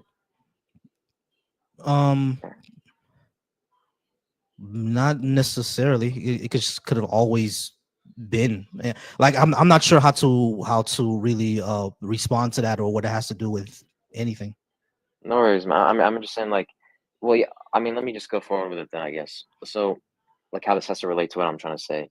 Mhm. So, basically, if something has a beginning, then that means that it has a cause, because it would need a cause to go from not existing to existing, right? And because you said you don't believe something can come from nothing, right? So, Mhm. if something begins to exist, then that means that it would need a cause to come into existence, which I believe that you would have to go back all the way up until something that does not have a beginning, right? Mhm. Yeah. The thing is about the problem I have with the term begins to exist is that literally nothing begins to exist. Everything was made out of prior material. But you see, but I'm talking about time, like just time. Time didn't begin to exist either. Time just always was. Okay, I feel like we're kind of going in a circle here. I mean, do you think? What about this? Could you like May I chime in? Oh yeah. I'm sorry. T Rock wanted to chime in. Go ahead, T Rock. Yeah. First of all, I feel a little bit inadequate to discuss time because time is a very mysterious thing, and to have us be talking about it, I mean, I feel inadequate. But I will say this: that from what I understand about the Big Bang Theory, like the singularity, did not experience time. Time only exists in relationship to space. Right. So if you have a very finite amount of space and there's no movement, you will not experience time. Right. Same If there's thing no with change. Yeah. There's the same thing with a photon. A photon does not experience time because it's traveling at the speed of light. Einstein proved that things that travel at the speed of light do not experience time. Just time is a very interesting. Now, one analogy that I've found very interesting is this, and I'm going to share it with you. The past it goes back as far as you can go. You know, I don't know how far back the past goes, but you can never experience the past, right? You can never experience the future. You can only experience the present, right? Mm-hmm. But the present is literally a membrane that separates, an infinitely small membrane that separates the past and the future. It's infinitely small to the point where when you look at it, everything, what exists, it really, when you look at time in terms and you separate out like the past, future, and the present, you can never experience the past, you can never experience the future, and you can experience the present, but the present is so infinitely small that it's imperceptibly small. Okay. I mean, right. We only experience the one present. Of the We never things experience I the would past or the correct future. you in one of your things that you made an assertion about. You said that the present is a what was the word you used? You said completion of the infinite past. Of the past. I disagree with that. It's not a completion. It's a continuation. Well, by past, I mean like in reference to the present, like in reference to this moment, like the past being whatever is before this current moment. Yeah, but it's not a completion. It's just a continuation. Well, in continuation of the sequence of time, but like if you're talking about in reference to a specific point on that timeline rather than time in general, then whatever point you pick in time, that is a completion of whatever is before it, right? No, I wouldn't use the word completion. Right. I think it's a good word. Right. I think the way that he's saying the way that we understand time goes point by point, but time itself is not a point by point thing. It's just the thing that fluidly happens while we're existing. Let me give you another example. There's also a lot of theories that say that time does not actually exist. However, we in our brain experience time. It's a phenomenon of our consciousness. The past, the present, and the future all exist simultaneously, yet we experience it, linearly. In a linear way. Yeah, I've heard that as well. I Now, want to add one more thing. That's beyond my Yeah, comprehension. yeah. At that point, I would It's say talk to so a deep. physicist. At that point, I would say talk to a physicist like Dr. Blitz. He may know more Right. about that. But Listen to Neil I've talked to him deGrasse before. Tyson or somebody like that who's a physicist. yeah. You know, But GC, I want to add one last thing. Yeah, when you said something, I don't think anyone actually believes that something comes from nothing, because nothingness is not a thing. You know what I mean? Because yes. Yeah. the moment you could point to nothing, what does it become? It becomes something. Yeah, I don't Yeah, believe that. so I was just just- saying if you, yeah. Yeah, Obviously, I don't I believe that wanted either. to point that out something too, and I came from forgot nothing. to point that out. I'm glad you because atheists don't believe. I've never in my life heard an atheist say something came from nothing. I've Right. never met one that claimed that. But to yet more has- point out, I got you. But to more get to what GC was talking about, like I do understand that argument because I've heard that argument before. Mhm. Oh yeah. What I would say to that is basically, yeah, existence is a mystery. We don't know why things exist, or even why quarks do the things that they do. But that's kind of a God of the gaps thing. Just because we don't know why existence is a thing, or why quarks and leptons do the things that they do, doesn't mean that there has to be like a supernatural mind behind it. Well, I'm not saying that that's the reason, because we don't know how they work. I'm saying just because simply they exist. Like, for example, I wanted to just add this one example when you said that that the past is not, that the present is not a completion of the past. So, for example, if you have like an array or like a list of the numbers 1, 2, 3, 4, and 5, if you get to that number, if you get to the number 3, like as you're counting up, the number 3 would be the completion of the sequence of 1, 2, and 3, right? But I'm not saying that the number 3 would be the completion of the whole sequence. Like, I'm not saying it's the completion of the whole list. You see what I'm saying? It's just the completion of 2. Just the completion of what was before it, not the completion of time. Point of clarification, then I would more agree with that. Sorry if that was what? If you're clarifying it to mean that, but it just doesn't sound, when you say see, when somebody says completion, that implies it's over. No, I just meant completion, like, of the past in reference to that point, not in reference to the whole timeline, obviously. I'm not saying your argument is bad. I'm just saying that word is not a good word. I don't think. Gotcha. Okay. Yeah. Mm-hmm. Right, and I do get it. I like it's not like I don't understand what you mean. I do get it. I just don't think that precludes an infinite past. So, do you think you could, since you believe in infinite past, could you like give me an argument for it? Yeah, sure. Creation is a change of states, correct? Right, of the creation, yeah. Right. So a change necessarily needs to have a before, a during, and an after. I mean, I want to see why it has to have a during, just a before and after, right? It just has to have a before and after. Okay, even if it just has a before and after, doesn't need a during. So anything with a before and after requires time. Yeah. Yes. Right. So time has to exist for creation to start. Well, no. Well, no. Creation from after time. Well, if I'm talking about time being the creation. Time being the actual creation, so time had to have been created. Yeah. Okay. But we know that creation is a change of states. Correct. And time is always changing, right? Right. I understand that time is always changing, but if you're saying that time is the creation, that implies that, for that creation to happen, there had to be a change of states. I'm sorry. Could you repeat that? I wasn't. Right. Yeah. If time is the creation, then there had to be a time before time. Well, there just had to be. Well, I wouldn't use the word time, but there has to have been, I guess, a point where time was not a thing. Right. If there was a point where time was not a thing, how can there be a before or after that creation if there's no time? Well, because if time, okay, so this is the thing about God, right? Like, we cannot even picture him, right?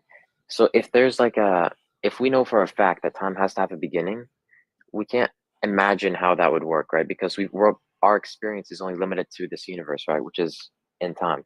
So the how is not going to be like logically understandable for us, but we can come to the conclusion that it has to happen. We just don't know how.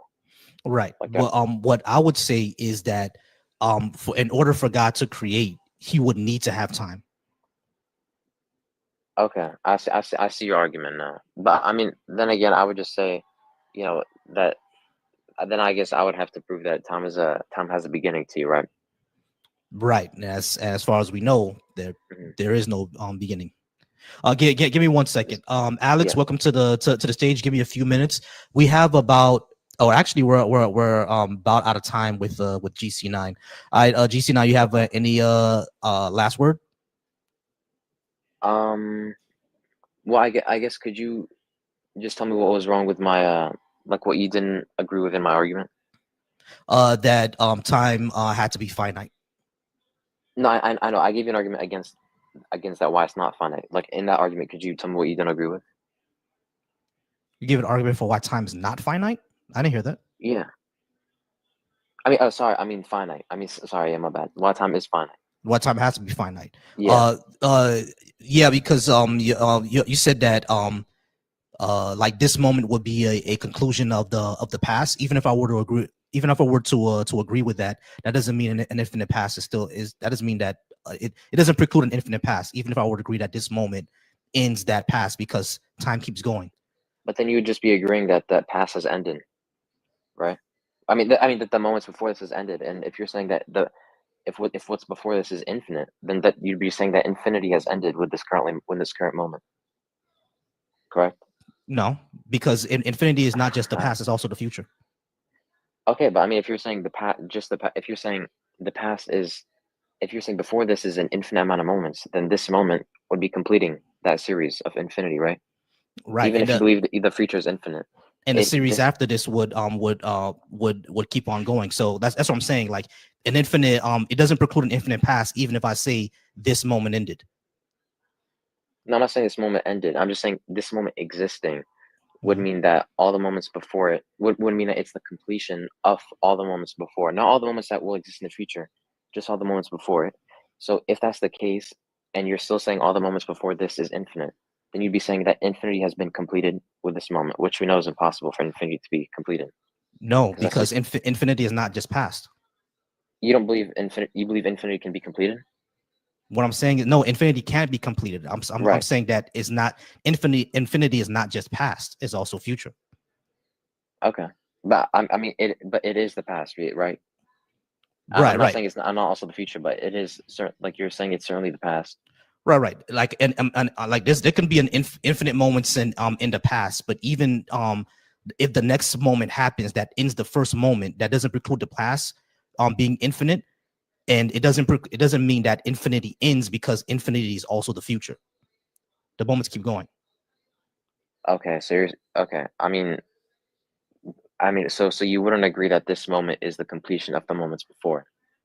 It's a completion of the moment before, but it doesn't end infinity. So are you saying that the moments before this is infinite? Like yes or no?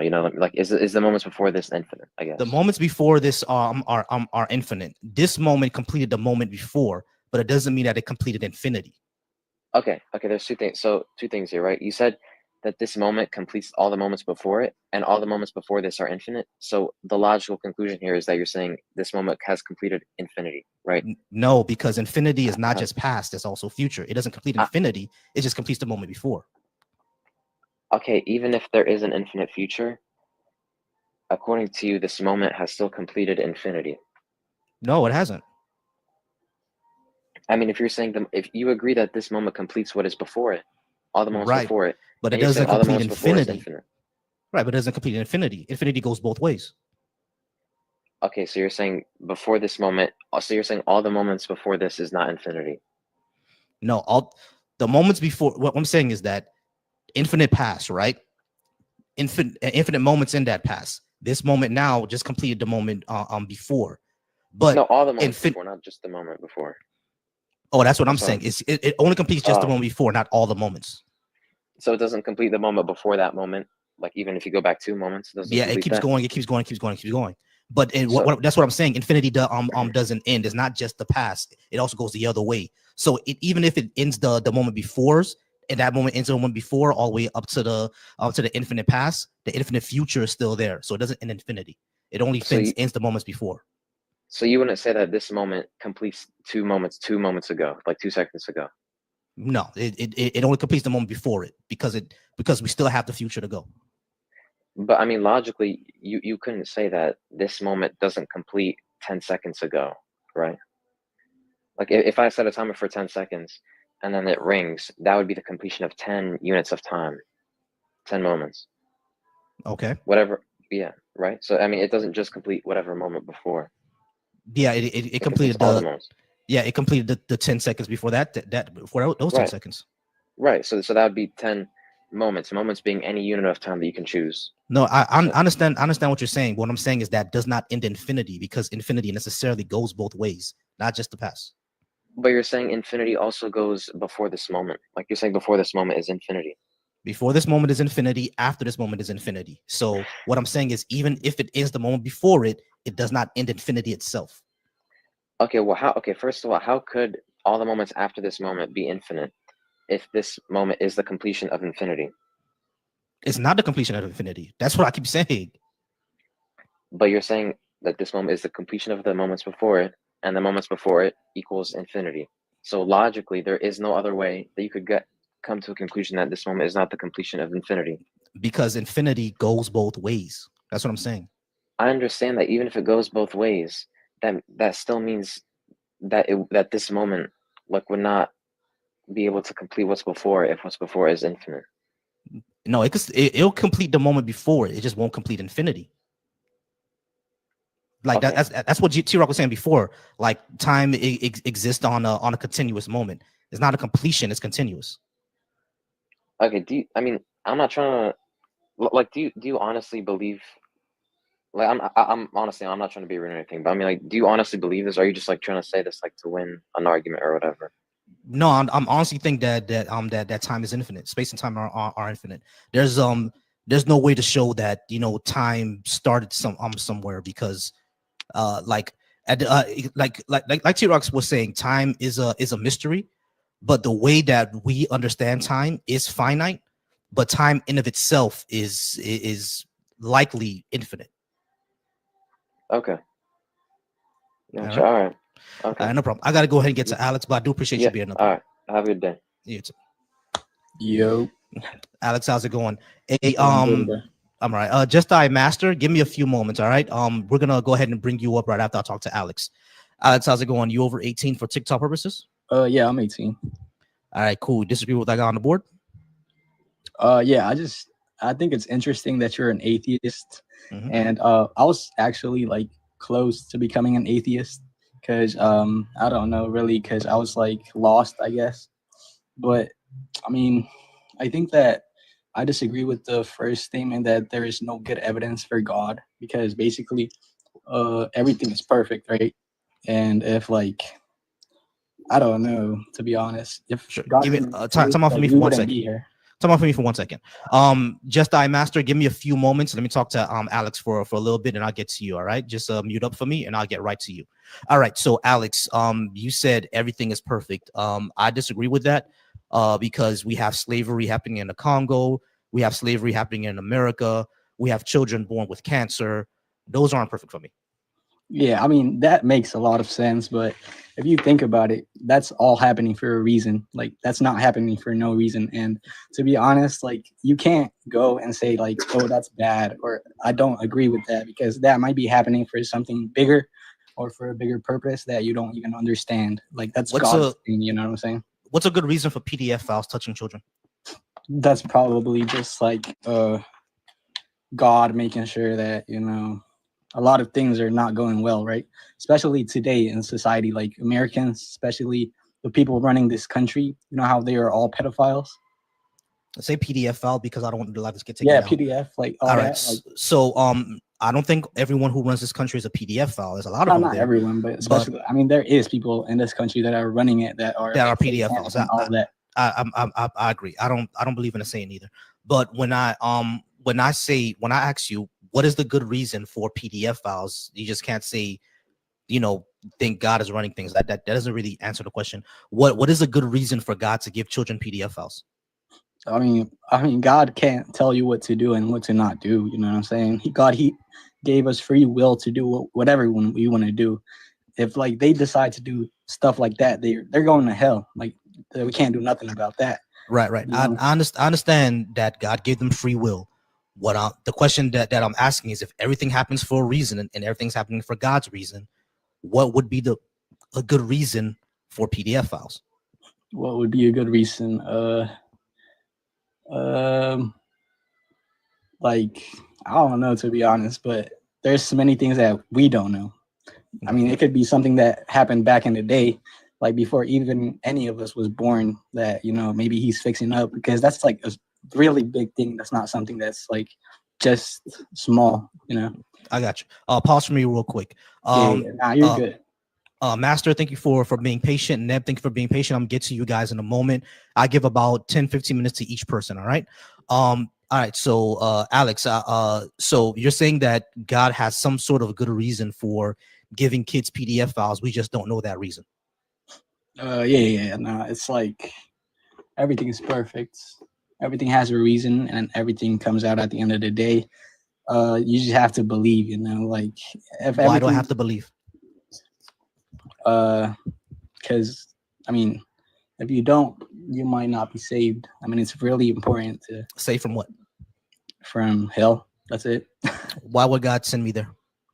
He's not gonna send you there, but if you want to go there, I mean, I don't want to be tortured. Therefore, I'm not gonna go to hell. Great. Woo. Yeah. They need that. You just have to believe. And wait. Faith, so if I don't believe, I'm gonna go there? Yeah. Now your second statement says faith isn't reliable. So who's the path wait? So who's sending me there then? Yourself. No, I'm not. I don't want to go there. But you're doing things that are leading you there. No, I'm not. What am I doing that's leading me there? A lot of things. Like? Even I might not know, but I mean, we're not perfect. No one's perfect in this world. You just have to like give up like your life and believe in Jesus at the end of the day, because he's the only one that can save you. Why is he the only one that can save me? How come Shango can't save me? Because he's the son of God. I mean, how do you know that? There's no other person on this earth that came and said, I'm the son of God, I could save you. So and if there was any other person on this earth that said that and made miracles and helped a lot of people, I mean, I would believe it. David Koresh said that. Jim Jones said that. There were let's see. The Emperor Nero said that. Julius Caesar said that. Yeah, no one knows about him. No one knows about Julius Caesar or the Emperor Nero. Yeah, I don't know about that guy. What did he do? You don't know about? Hold on. Did you graduated high school? Correct? Yeah, nah. I graduated. Right. You never learned about Julius Caesar, the Roman Empire? I know about him, but he didn't do anything to like really make humans better. I think he made them worse, to be honest. Okay. So yeah. But that wasn't your standard. Your standard was the person said that they're the son of God. That was it. Yeah, he's perfect. Jesus is perfect. He didn't do anything in this world to deceive anyone. He didn't do anything to tell anyone to go to hell. He just did what he had to do, and he had to die for us. Like that's really it. Wait, how do you know that? How do you know that Jesus died for us? I mean, it says it everywhere. Says it where? In the Bible, any Bible. Has Jesus ever lied? No. Yeah, he did. Where? For example, when Jesus said that there won't be anyone standing here who would pass away before I come back. Yeah. Yeah. Did they all pass away? They did, but they're gonna come back to life. No, so he lied. He said that he will come back before they all pass away. And pass away in what? And spiritually or physically? It didn't say anything like that. It just said that he would. No, it didn't say anything. It didn't say that. And the language that they use in that Hebrew, they meant physical death. They didn't say anything about spiritual. If you say that it was spiritual, that means you're adding stuff to the Bible. Yeah, no, everything is spiritual. Nothing like everything. Where does it say that, though, bro? But out of this world, everything is spiritual. But where does it say that in the Bible? You said that it said so in the Bible. No, where does it say when Jesus was talking? Where does he say that you all will not spiritually pass away? Yeah, the Bible's not literal. The Bible's like metaphorical.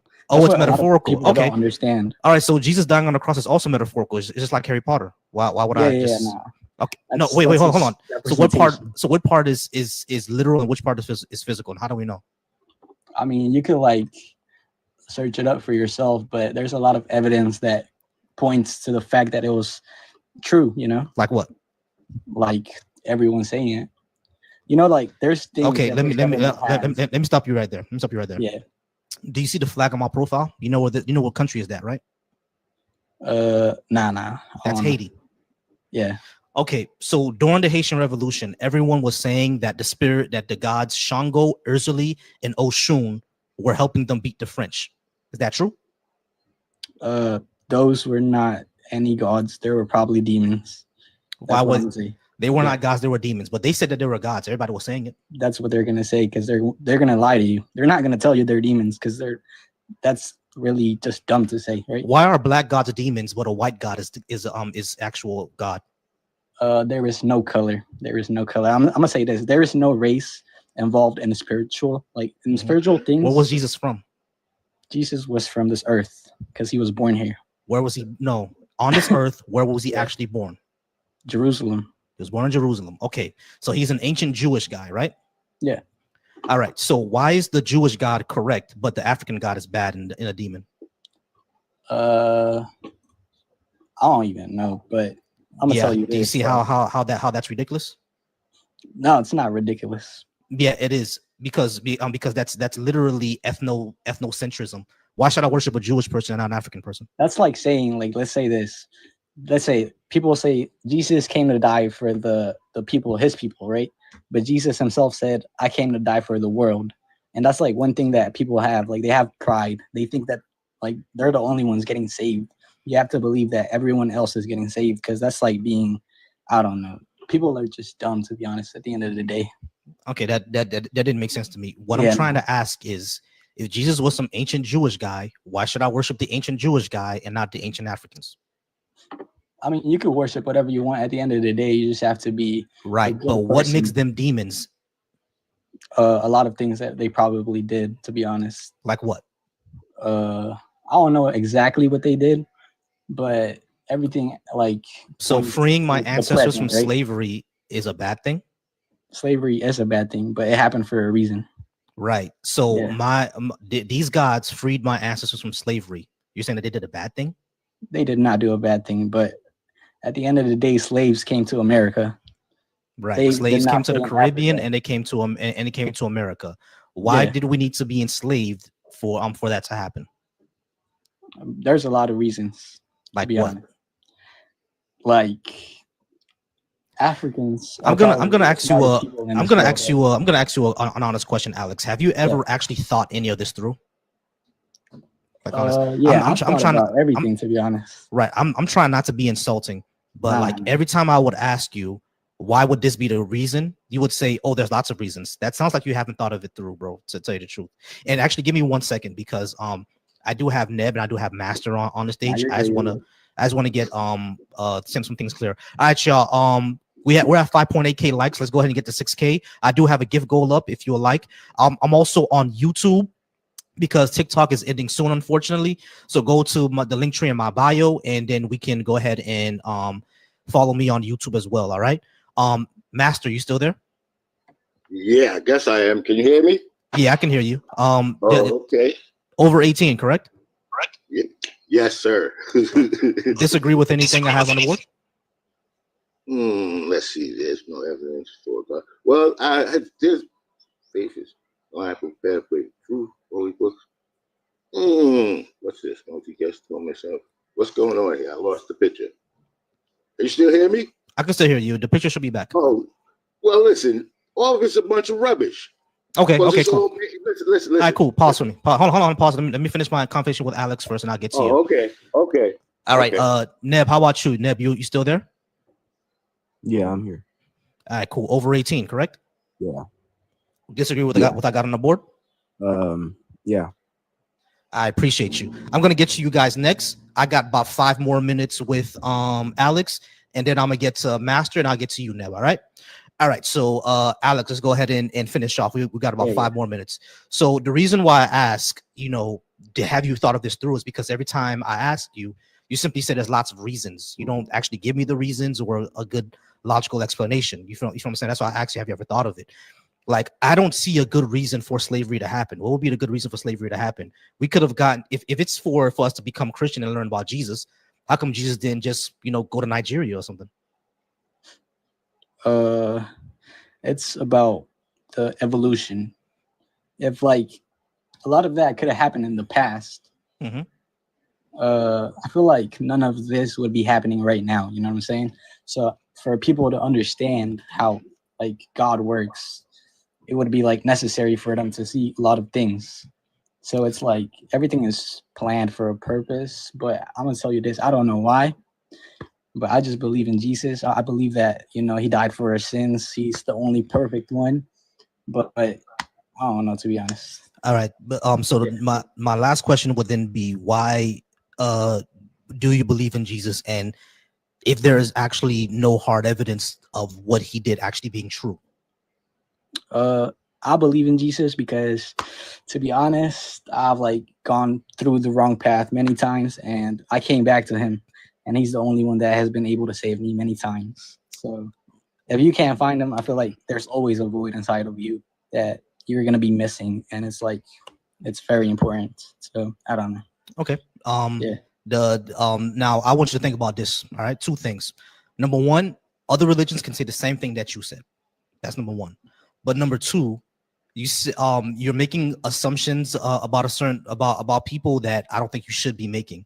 Just because I don't believe in a Jesus doesn't mean I have some hole or I'm missing something, because I feel pretty fulfilled without Jesus. Yeah, but it's about morals at the end of the day. Are you doing the right thing or are you doing the bad thing? Tell me what bad thing I'm doing. Are you living like a right person? Like, are you robbing people? It's about the 10 commandments too. Are you doing like the opposite of that, or are you following the good things that Jesus said we had to do? Jesus, what good things that Jesus said we had to do? The 10 commandments. Those all you just have to follow that. That's all. Oh, okay, so I can enslave people then? You can't enslave people. Did they say like that's not in the 10 commandments? Yeah, that's not. You can't do that. But it's like you just said I have to follow the 10 commandments. But what? You said I only have to follow the 10 commandments. The slavery is not in the 10 commandments. Yes, now you have to follow the 10 commandments. Okay, I'll follow it. I can enslave people then.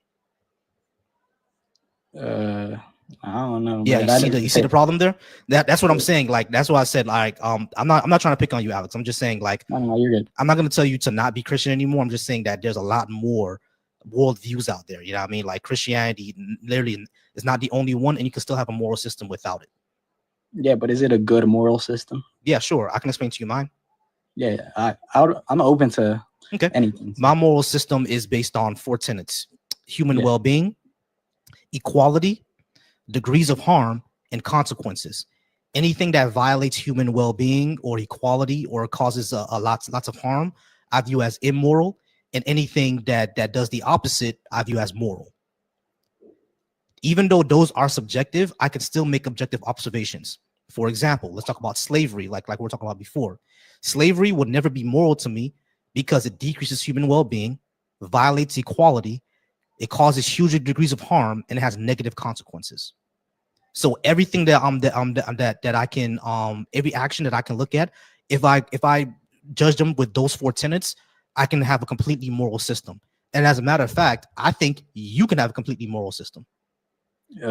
Yeah, but is there like any things that you do that God said you do, like you can't do? I mean, there's a lot of things that we do that we can't let go of. Like what? That, like, I don't know, for example, like drugs. Maybe you watch bad things on your phone. Maybe God never said anything about bad that. music. There's a lot of things that we can't let go of that, those won't get you into heaven. Hold on, Alex. I understand Yeah. everything that you're saying, because everything that you're saying, I heard from the church. But guess what? The Bible never said anything about music or watching anything, because those things I'm not didn't saying exist. music is bad, but the music nowadays talks about bad things. Right. I get you. I got you. Yeah, What I'm yeah. saying is that the Bible actually never says anything about that, because that stuff didn't exist. Yeah, you see what I'm saying? So that's like a negotiation that you actually make between between the church and what the Bible says, because the Bible doesn't mention these things. You know what I'm saying? So that's a negotiation that you have to make. You feel me? Now, as far as listening to music, yeah, sure, I got some Lil Wayne and some NBA YoungBoy in my phone, but I'm not robbing anybody. So yeah, it's about the music nowadays. I feel like a lot of people don't understand this, but it's more spiritually than mentally or physically, because that music that you're listening to, like they talk about this and that, but it's corrupting your spirit. You know what I mean? It's not about what's happening to you in the physical realm. It's more about the physical realm, the spiritual one. Right, but I don't believe I in don't know how to spirits. explain it, but you have to understand it and get into it. I got you. There's more to it. No, I'll feel you, but we'll have to actually prove spirits first, which we actually can't do. Oh, spirits are real. Yeah, they're real. Demons are real. Can you prove it?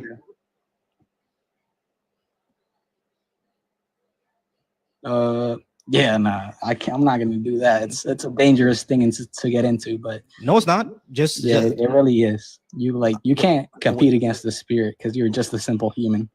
And that's can you show spirits are real? Yeah, the spirits are everywhere every day. I understand. I understand that. Don't just repeat the claim. What I'm asking is, can you show spirits to be real? I mean, spirits will yeah, no, I could, but I'm not. Okay, go ahead, do it. Nah. You're good. That's what I'm saying. All right, Alex, I do appreciate you being here. You have a good day. Good night. Yeah, all right. See you. Alex is a good sport, y'all. Nice guy. Go ahead and keep liking the live and keep sharing it. Again, y'all, check the link tree in my bio. I do have a YouTube. When we switch over to YouTube, because TikTok is going to end, you'll see a call-in number from me, okay? I'm going to bring you guys up one by one. I see Dominic and Jeff. You guys just joined. Master, I'm going to talk to you first, and then I'll get to Dominic and Jeff. All right, you guys stay patient for me. I do appreciate everyone being here. We'll get to the queue as soon as possible. Master, you told me that everything that is on my board is nonsense. Go ahead and talk to me. Why do you believe so? Listen.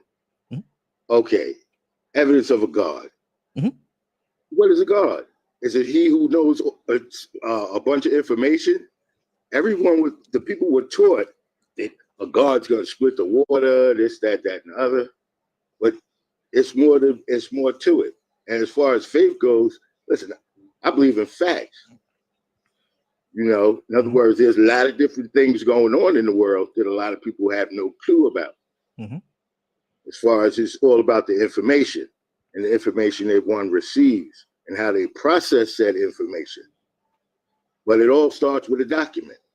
You trace the document and you find out what projects are linked to the document. So I like to call that the special activities mission. So unfortunately, myself, I got conscripted back in the day. Because I had a night with Jack and I showed myself. And when I was asked about what I believed, I didn't give the right answer. So they figured they'd send me to therapeutic correction. So now I was designed in darkness. Now that I've made it to the light, accountability will be had. It's not about vengeance. As far as religions goes, I could speak on every religion if you'd like to. I mean, I know you've heard of the SDI before. That's the Strategic Defense Initiative. Yeah. Okay. So let's try to get back on track. Do you disagree with anything I have up here?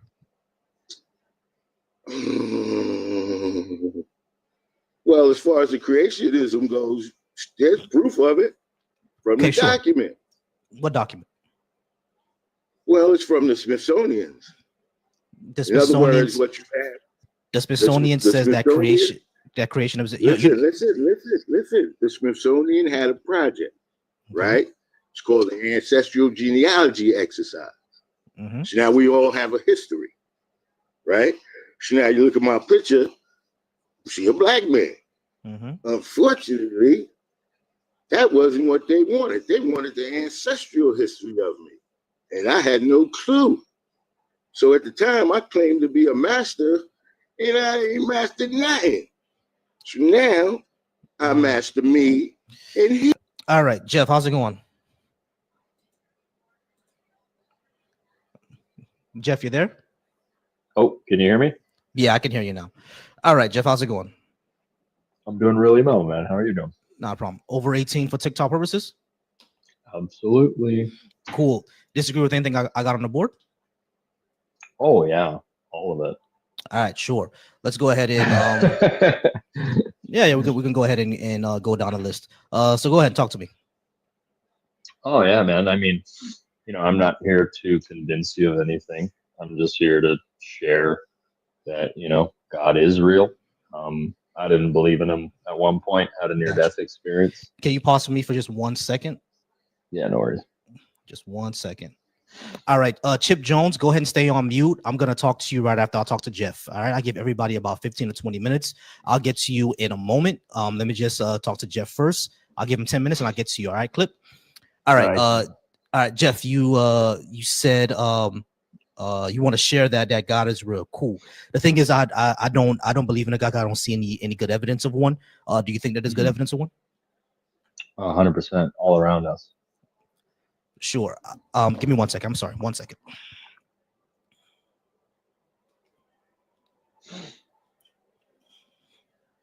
All right. So why is all around us proof of Yahweh and not proof of Olodumare? Because the truth is something that can't logically be understood. All right, sure. So why is it Yahweh and not Olodumare? Because Jesus is the truth, the way, and the life. How do we know that's true? The same reason, the same question you just asked is the reason we know it's true. Because you can't understand it. I didn't say I couldn't understand it. I'm just asking you, how do we know that Jesus is the way, truth, and life? Like we can't. So for me, perfect peace is the moment we stop talking. Are you trolling me right now, Jeff? No, not at all, bro. Okay. So I think it's just hitting something in you and triggering you, because then it takes away the logic of your understanding and trying to prove that you're right or wrong. Yeah, you're definitely trolling me, bro. I'm actually not, bro. I'm actually not. I'm not. All right, cool. You. So my question is my question was, how do we know that Jesus is the way, the truth, and the life? And you said that I don't understand it. You realize that I was in church for 20 years, right? Like I understand all this. Well, then you must know Ephesians 3:19. What about it? Do you know that verse? No, I haven't memorized the entire Bible. What does Ephesians 3:19 says? Well, Ephesians 3:19 is what I was sharing, is that to know the love of Christ that surpasses all knowledge, so that you may be filled with the fullness of God. Oh, and to know the love that surpasses all knowledge. Okay, yeah. So that there's like two key words in there: surpasses knowledge. Right. I understand what you're saying. What I'm saying is that why would this necessarily surpass our knowledge?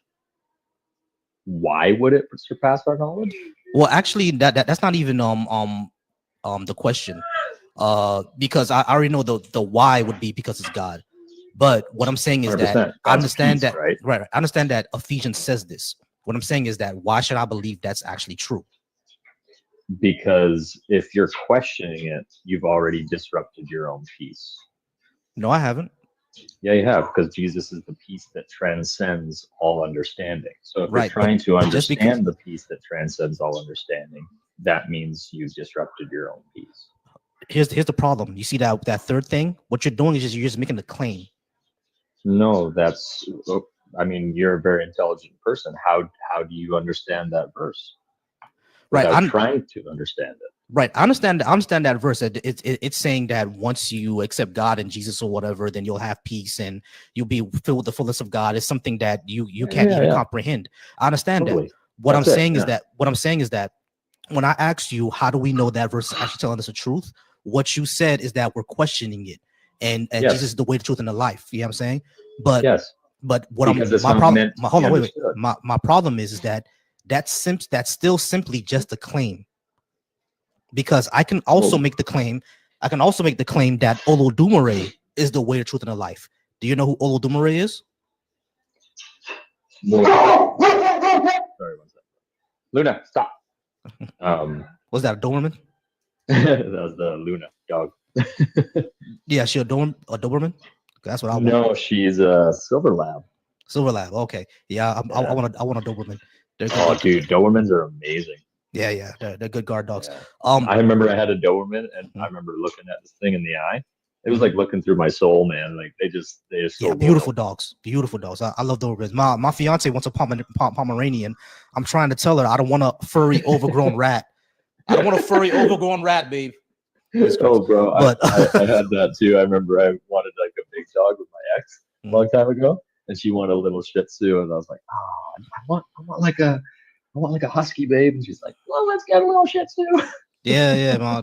She wants a palm. Oh, Jesus Christ, palms. But yeah, what I was saying, my problem with the claim, my problem with the line of reasoning is that this is still simply just a claim.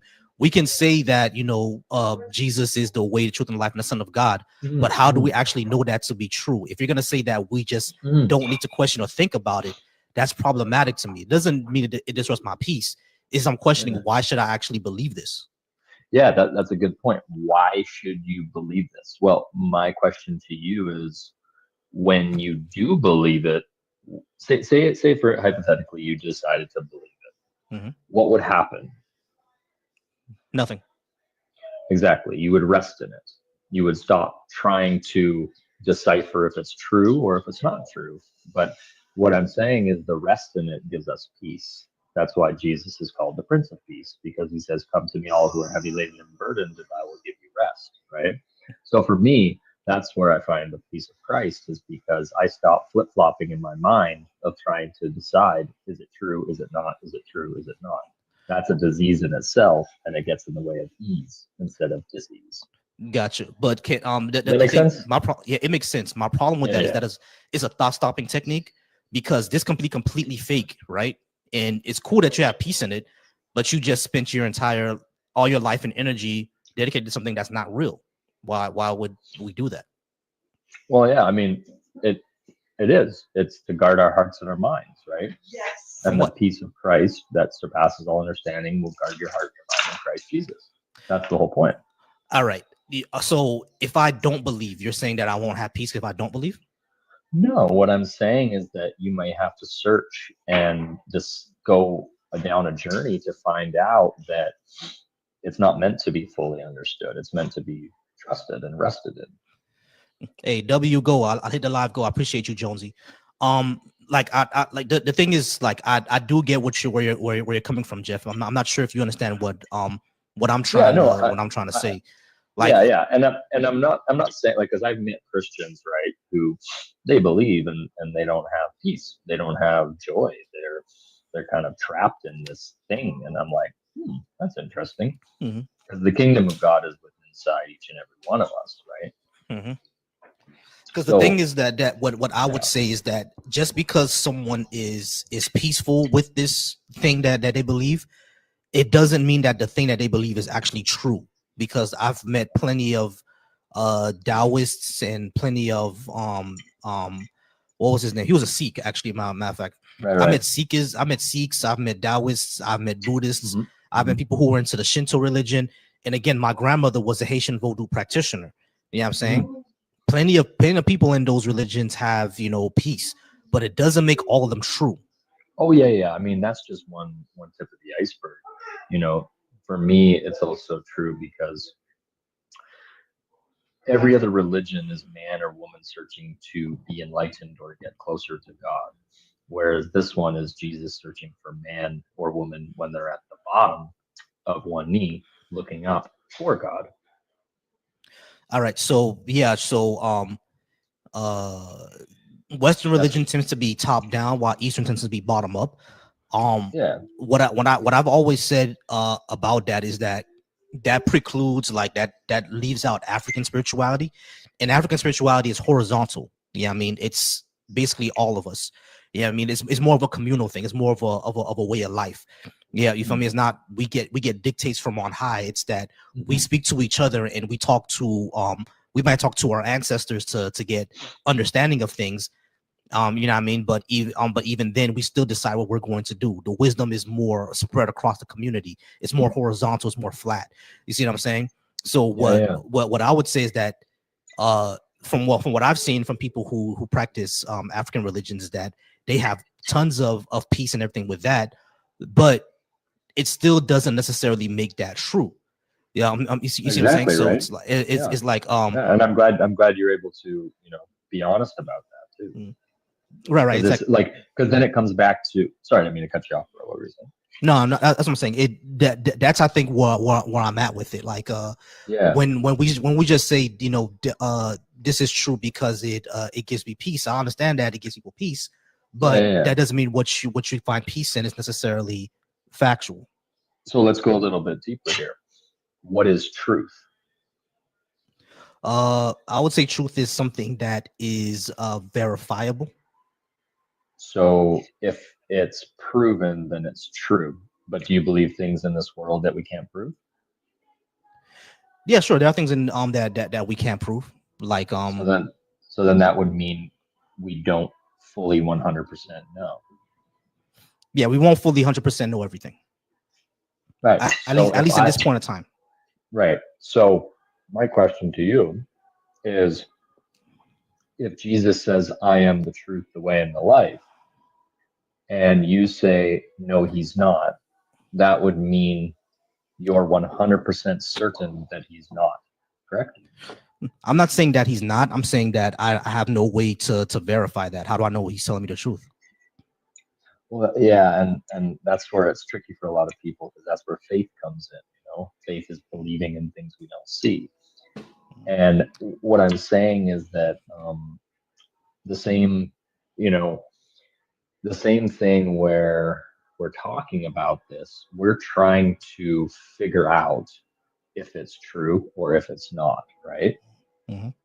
So when we look back to the Garden of Adam and Eve, we see that knowledge was how we hid from the presence of God, more knowledge than the truth.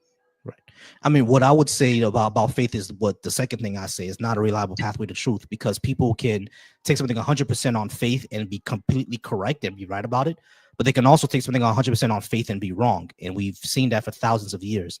Like the ancient Egyptians and the ancient Greeks, the Greeks believed in Zeus, and the ancient Egyptians believed in Amun-Ra for thousands and thousands of years, longer than Christianity has been around. We know they're not right, because the sun is not an eagle that has a orange thing that sits on its head, and lightning doesn't come from a guy on a mountain. So we know they were wrong, but they had 100% proof. They had 100% faith in it. I mean, unless the guy had a Pomeranian on the mountain. Yeah, of course. Yeah, let's see. Pomeranian. Yeah, of course. Yeah, You're looking back, you're white. Bro, we actually got about 2 minutes left, and I gotta get okay, cool. Yeah, I just want to share something. For me, man, God is love. You know, and whether you believe or don't, you know, that's up to you. We all have that free will. But love is something that is not self-seeking. It lays its life down for another. That's where that verse comes in. For God so loved the world that he gave his only son, and whoever believe in him shall not perish but have eternal life. For me, Christ is bringing me back to viewing and seeing and experiencing the world with awe and wonder as a child, like seeing it through a child's eyes, for real, and tremendous joy and tremendous peace. And you know, it's a free gift for anyone, you know, who does want to believe. Okay, understood. I appreciate you being up. All right. You too, man. Take care with the Pomeranian, eh? Yeah, I'll try. No, you're gonna get the Doberman, bro. You gotta. I want that Doberman. That's what I want. I want that Doberman. All right, I'll send some prayers your way, man. All righty. So again, I appreciate everybody being here. P-Mers, welcome to the stage. John, welcome to the stage.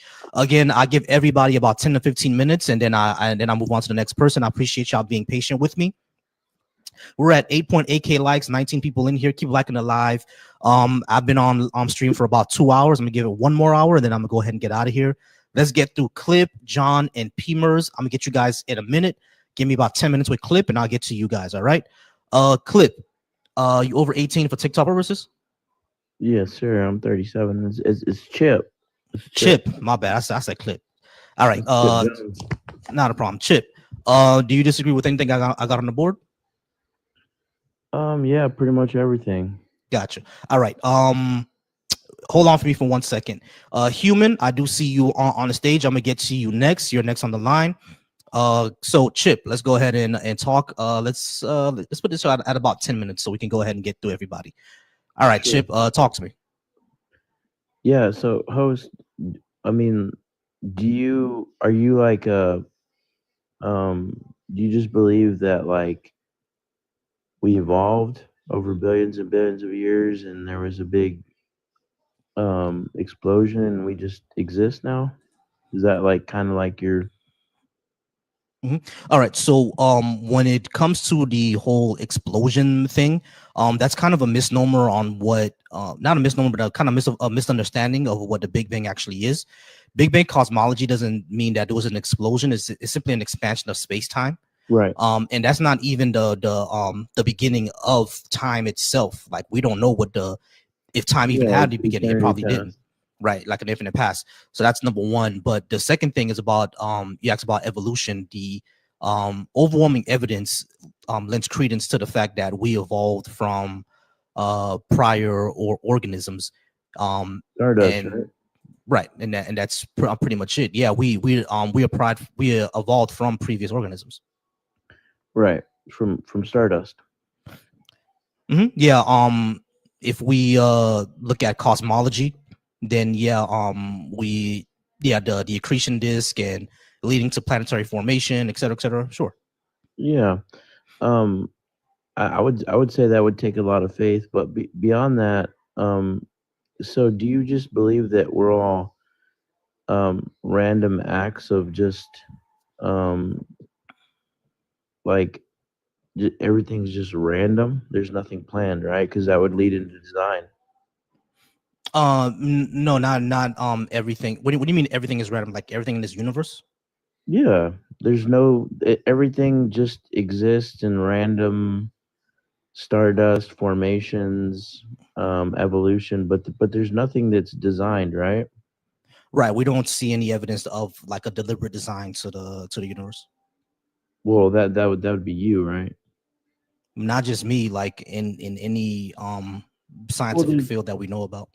Well, there's Christian scientists that would disagree with you. They would have big degrees and big understandings and big minds. All the creation scientists that we know about have degrees from diploma mills, and they're not actual like geneticists, biologists, or astrophysicists. Are you saying that there's not any Christian smart minds out there with PhDs and Oh yeah, no, that's what I'm saying. There are Christians who actually do have PhDs and are actual chemists, biologists, everything like that, and they happen to be Christian, but they would not agree with creationism at all. yeah, they would. Which one? There's plenty of them. Name one.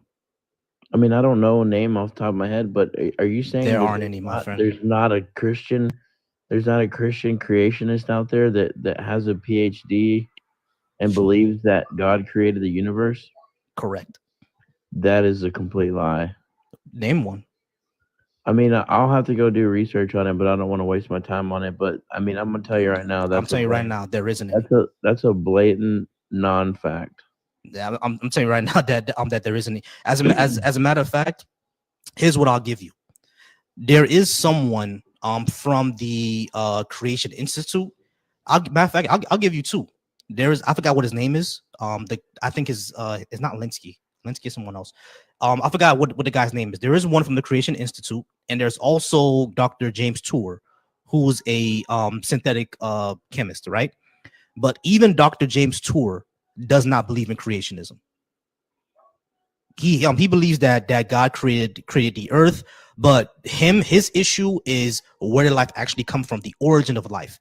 But even Dr. James Tour will 100% say that yes, evolution has credence. This whole 6 days of God creating humans 6,000 years ago, he wouldn't say that. Even him wouldn't say that. And he's a person that's a Bible-believing Christian that believes that the first single-cell organism that popped up on Earth was put there by God. That's what he believes. I mean, I know there's like the guy who did like the recreation of Noah's Ark, right? And which is like Dr. Ham, right? Ken Ham. He has a PhD from a diploma mill, like I said. A diploma mill? Yeah, they just give out degrees to anyone. No, buddy. What is his degree in? That's not the way that works. What is his degree in? He's got a team of PhDs But anyway, I'm not gonna waste my time. No, he doesn't, bro. Yeah, he does. No, he does not. He's a liar, bro. He does not have a team of PhDs. How is he a liar? You know who? Because you know he who's a lied liar? about his people having PhDs. He's a liar. You know who is a liar? Is Bill Nye the Science Guy. What did Bill Nye the Science Guy lie about? He doesn't even have a PhD in science.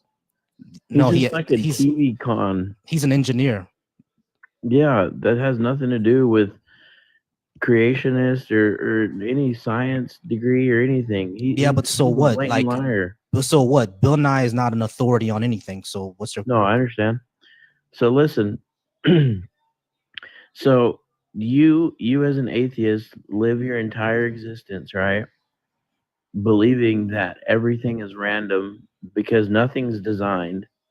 You're just stardust that has somehow fizzed into an existence, and you don't you can't tell yourself that something is going to happen because everything's random. There's nothing that's predetermined in your existence. Correct. And so as long as you understand that and you have large amounts of faith and understanding that everything is random and that nothing can be thought out in a sense that can be planned because everything is just random. What do you mean by that? Because like when I go to work on Monday, that's what I plan to do. It's not a random occurrence. No, I understand that it does happen, that you are going to do that, and that it is designed that you are. No, it's not. It's not designed. It's just that we live in a capitalist country and I need money to eat. Yeah, no, I understand all that, but you don't physically comprehend that in your philosophy. Oh, hold on, stop. I really don't understand what you're talking about at this moment, bro. I really don't, because like you're saying no. Is because you're simply saying that everything is simply random. When we look out into the universe, That's not my philosophy. That's yours. wait, hold on. Listen to what I'm saying, bro. Don't stop. P. Mers, I'm gonna get to you next. I know you gotta leave. All right, so I understand what you what you're trying to say, right? But what I'm saying is that in our everyday life, yes, we plan things out, but the way things happen, like if I go out tomorrow and get into a car accident, that was random. Like I didn't plan to get into an accident. Yeah, but what I'm telling you is in your thought of how you came into existence, right? In your thought, in your theory, right? Yeah, it was completely random. My mom and my dad in Haiti, they moved to Bahamas. They got over here on asylum, and they got married, had sex, and 3 times, and had me. No, the design for a man and the woman to be made is not random. What do you mean? Like the way humans are? Yeah, it's not random. Yeah, it's evolution. It's not random. Because if you humans evolved, but you just said that you believe in that everything's random, nothing has design, right? Evolution is not design. But yet you steal from a creator. What creator did I steal from? When you said that my mother and my father did this and did that, like you started stealing from a designer. No, I didn't. What did I steal? Are you trolling me right now, Chip? Yeah, Chip is trolling me. All right, no, I appreciate you being here, bro. All right, so John, I know you said you're gonna let P. Mers go before you because he had to leave real quick. P. Mers, I do appreciate your patience, bro. What you got for me? Hey, man. First of all, thank you, John. I appreciate that. I just got to get out of the office pretty soon. But I appreciate it, man. First of all,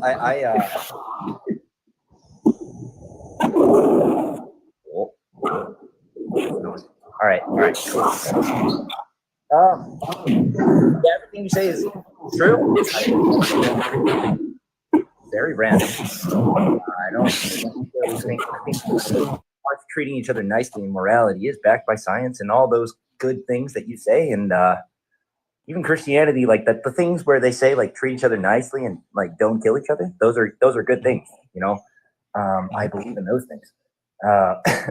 So, but I do think I'm not saying that I don't think atheist is the right word, because like imagine if you're like a really smart scientist, right? And you're like light years above everyone else, and you create something that, you know, you're like, oh, it's a science experiment.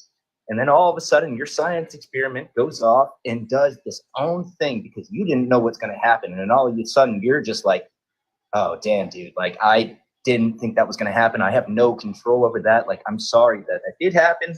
I see the outcome of what's happening. You know, so I don't think atheist is necessarily the right term, because, you know, I'm not that smart of a scientist for damn sure, right? But I think that, you know, part of that science is like you can't create something out of nothing. So I think something might have created, and then something above that might have created, and then something above him might have created. And I don't understand how smart they all are, but I think that that's a genuine possibility. Okay, so we could have a pantheon instead of just one god. I don't know. Who knows? Like, you know, someone plays The Sims, right? You're the god of the Sims world. You know, they don't know that. And then someone's a god of you. You're the Sims. You know, and someone's I don't know, right? You know, it's just a bunch of. I guess it's a kind of some kind of simulation theory, but you know, but I don't know about that. You know. Okay. So you're more on simulation theory. Yeah. But simulation theory, like I find it interesting. Welcome to the stage, Swing Uncle Rory. I'm gonna get to you in a second. I'm gonna have to do P. Mers and then John. John's been really patient. I appreciate you being patient with me, John. So Mers, I'm sorry, I didn't hear the first thing you were saying. I wanted to ask if you disagree with anything on the board, but it doesn't seem like you do. No, you're just more on the pantheist side. There could be more out there, right? I also just wanted to say what's up. Oh yeah, sure. I appreciate you being up here. You mind if I go ahead and get to John? Yeah. No, I don't know if you got anything to say about that, or I'm gonna. No. When it comes to there could be possibly like, you know, supernatural things out there, I have no beef with that. I'll always just say that I don't have any evidence that is true, and if anyone does have evidence, then sure, let's discuss it and let's see where we could get to, because. Like I said, I know people or I be with people who believe in African spirituality, and I'll tell them that I don't really have evidence that's true. I don't know if we're talking to our ancestors or not. You know what I mean? But I do know that it's a great system, and it's a very communal system, and I like it and I respect it. But do we actually talk to our ancestors in the ancestral plane? That's something I don't know. You know what I mean? Or that's something that I don't see evidence of. But sure, if it's true, I hope that it is. I want to talk to my great grandfather one day. Me too. Yeah. So me either. So I would think that you're not an atheist, but like you believe in something, but you're not. It's none of the things that we all know. I don't think atheist is the right word. That's all. Okay. Yeah. I see what you're saying. I think it is because atheist to me, not just the colloquial definition, but literally the definition of atheist is just a person that doesn't accept God claims, and I don't believe in any gods, so that's why I use atheist. But I am open to, like, you know, spirits or God being true if there's evidence provided for it. That makes sense? Yeah, that totally makes sense. So yeah, I think we're just talking about a word here. Yeah, we're on. Yeah, you know. Cool. I'm sorry, John. Continue with your stream. Thank you for having me. Not a problem, Rose. I appreciate you coming up. All right, John, I do appreciate you being patient with me. Rory, I appreciate you being patient with me. I'm sorry I had to skip you, John. Welcome, guys. Remember, we're at 9.4K likes. Let's go ahead and get us to 10K, 28 people in here. After I get through the queue, that's when I'll go ahead and end off the live. I just remind everybody that I do have a YouTube. When TikTok ends, this will start to become a call-in show. You will start to see if you can still access TikTok during that time. You'll start to see a call-in number like right around here, and that's how it would be from now on. John, I appreciate you being patient with me. How's it going? Pretty good, man. How you doing? I'm all right. You disagree with anything I got on the board? I'll say the second one because I'm a Christian. Gotcha. And gotcha. And are you 18 or over for TikTok purposes? Yeah, 18. Gotcha. Now you disagree with the second one. There's a reason why I say that, but let me know why you disagree. Yeah, so I believe or I have faith in Jesus that he died for me. And so he promises that I have eternal life. So I believe in that. I got you. Now I'm gonna ask you a question. How do you know that's true? How do I know that's true? Well, scripture says that the word is God breathed. So that would mean that like the whole Bible is inspired by God. So I believe it. The whole Bible is inspired by God? Yeah, according to 2 Timothy 3:16. Yeah. Got you. All right. So when God ordered genocide, that's that was inspired by God, or was that something that was made up by somebody else? Yeah, that was in the Old Testament, and that was definitely justified because they were doing evil things. Okay. So is what evil things were they doing? Pretty sure, like, I don't know the exact story, but they were like killing children, like yeah, like doing a bunch of atrocities, like really Got devil you. stuff. Got you. Now, is that actually true? I don't know. There might be like another verse you're talking about if you want to refer to that. I don't know exactly what you're talking about. No, I know exactly what you're talking about. When God ordered genocide of the Amalekites, for example, you said that they were doing evil stuff like, you know, sacrificing their children, et cetera, et cetera. So my question is that when we actually look up the Amalekite culture, would that actually be true when we look them up?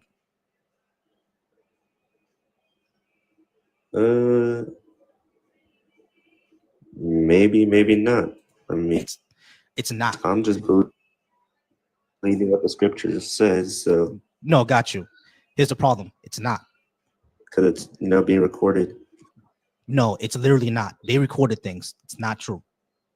When we actually look like do some like archaeological digging of that culture around that area, there's no evidence that they were sacrificing their children to anything.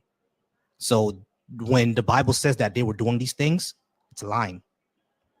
Or the person who wrote that lied to justify what they were trying to do to the Amalekites. Well, that I don't know, man. That's history. I mean, right, it could be wrong. So I got you. So when we that's always been my issue when it comes to like people who just take the Bible for its word, because when we actually look into history of these things, we don't see that we see some of these claims to not be true, or like there's a lot missing. Yeah, you see what I'm saying? Like the way that the Bible presents itself as the ancient Israelites having always, you know, worshiping Yahweh. But when we look into history, we see that Yahweh simply became the patron God. You know what I'm saying? The Israelites used to worship a whole host of gods, and Yahweh wasn't even the main one or the highest one. The highest one was El, I think.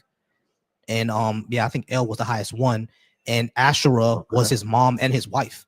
Matter of fact, you could still find references to Asherah in the Bible. It wasn't all taken out. You see what I'm saying? But the way that the Bible is presented, if we read it, it seems that they were only always worshiping Yahweh, and they weren't. You see what I'm saying? So like that's why I said we have to kind of look into the history of everything.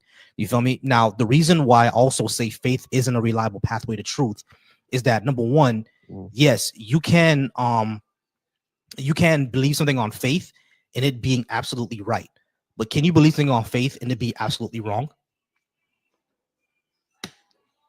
Well, I believe God can't lie. The scripture says that. So when he promises something, I would believe that, you know? Right. I understand that. Well, what I'm saying is that what I'm asking is that you can take something on faith and be right. I understand that. But my question is, can you take something on faith and be wrong? No, because when God promises eternal life through faith, then I'm gonna like that's what I mean. So it's no longer like faith to something that I don't really know is true or false. It's like I believe it because I know it's gonna happen. You know, God promised it, so I like believe that.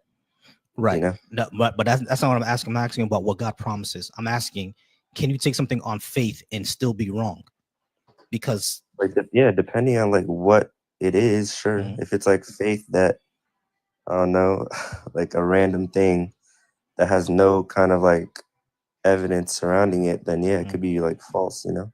Right. So that's what I'm saying. That's what I mean when I say faith is an unreliable pathway to the truth, because you can take something on faith, like the Greeks, for example. They had 100% faith that lightning was a guy from on top of the mountain striking things down, but that's not true, is it?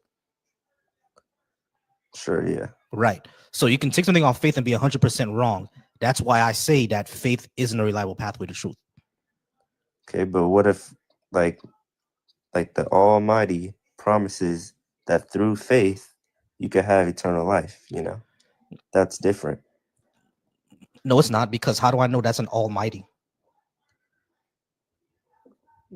I mean, the scriptures is God breathed, you know? Why should I believe that?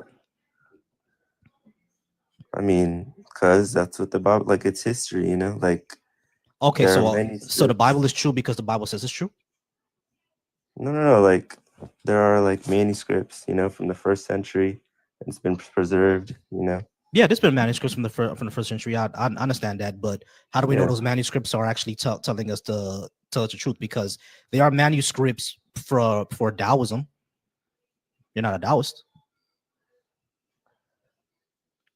Okay, but like you gotta verify, you know, to see if there's contradictions, see if there's like, you know, see if it's telling the truth, if it, you know, sounds like God, you know, and after you do that, then you could like verify that it's true. Yeah, sure. Mind you, just give me 1 second. Mm-hmm. Hey, Uncle Rory, you here? Oh yeah. Gotcha. I'm not sure if you're an op or not. Do you disagree with anything I got on the board, Uncle Rory?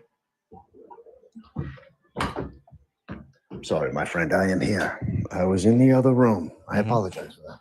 Not a problem. You disagree with anything I got on the board? Of course I do. I think I spoke to you before, Rory. No, you haven't. Yeah, I have. Rory, you trolling me, bro. Rory, I think you're trolling me, bro. I have only been on TikTok for about 2 weeks now, my friend. Nah. I think I know. We're gonna go down this line with you, though, Rory. We're still gonna go down the line. But I think you're trolling me, bro. I think you're trolling me. All right. I'll tell you the one thing I don't like is the evolution thing you're talking about. Gotcha. All right. Just hold on for me for a second. All right. Let me finish on. Very well. All right. So John, you said you have to look to see if there's contradictions and stuff like that, right? Yeah, because you were saying like something about the manuscripts, how they're like other things that had manuscripts too. And like, yeah, the religion of Taoism has manuscripts, the religion of Jainism has manuscripts, the religion of Hinduism has manuscripts. As a matter of fact, the Hindu manuscripts are older than the Bible by a few thousand years. So the Hinduism is basically the oldest religion. So why isn't that right? Well, I would say because Jesus claims to be the truth in the Bible, so I would. But so what though? Believe that. So what though? Well, he claimed that, and I'm gonna believe that because he says. You see what it says? Holy books are claims of a God, not evidence. Why should I believe something just because he claimed? Like, for example, also, yeah. Let me give you an example. I claim to have $10 million in Bahamas. Are you gonna believe me because I said so? Yeah, I see your point. I was gonna add that, like I said earlier, the 2 Timothy 3:16, it says like all God, damn it, scriptures God breathed. So it's like you got to believe that part too, and then you can go back to the claims that Jesus made. Even the contradictions? Well, I don't believe the Bible has contradictions. You want me to read you one? Sure, go ahead. Yeah, 2 Kings 23:29. In his days, Pharaoh Necho, king of Egypt, went up to King Assyria to the river Euphrates. King Josiah went to meet him, but when Pharaoh Necho met him at Megiddo, he unalived him. His servants carried him dead in a chariot from Megiddo, brought him to Jerusalem, and buried him in his own tomb. The people of the land took Joahaz, son of Josiah, anointing him, made him king in place of his father. So this story in 2 Kings is about one of the pharaohs of Egypt that unalived King Josiah. And it says that he met him in Megiddo, correct? Mm-hmm. So that means that the Pharaoh Necho killed King Josiah at Megiddo. Now, 2 Chronicles 35:23. Chronicles is basically a retelling of the stories that they had before, because Chronicles was written like 100 or I think close to 500 years after the previous ones, so they just wrote them again. All right, so 2 Chronicles 35:23, it tells the same story. It says, the archer shot King Josiah, and the king says to his servants, take me away, for I am badly wounded. So his servants took him out of the chariot to carry him in his second chariot and brought him to Jerusalem. There he died and was buried in the tombs of his ancestors. All Judah and Jerusalem mourned for Josiah. So in 2 Kings, he died in Megiddo, but in 2 Chronicles, he died in Jerusalem. Which one is it? No, it says he died and was buried, right? Yeah, and in one of them, he died in Megiddo. He met him at Megiddo and killed him. The Pharaoh met him at Megiddo and killed him. And this one, the archers, they wounded King Josiah. They took him away to Jerusalem, and he died in Jerusalem. Okay, but then you said he died and got buried too. So I was assuming that would mean he got buried at a different place. No. Listen to the story again. King Josiah went to meet him, but when Pharaoh Necho met him at Megiddo, he killed him. His servants carried him dead in a chariot from Megiddo and brought him to Jerusalem. 2 Chronicles says that, so his servants took him out the chariot and carried him in a second chariot and brought him to Jerusalem, and there he died and was buried. So in one of them, he died in Megiddo and then was brought to Jerusalem. And the other one, he was brought to Jerusalem, then died, then got buried. So did he die in Megiddo or did he die in Jerusalem? To be honest, I'd have to see it because you're kind of like, I'm kind of confused. But yeah, do you have another one, or is that like the only contradiction you have?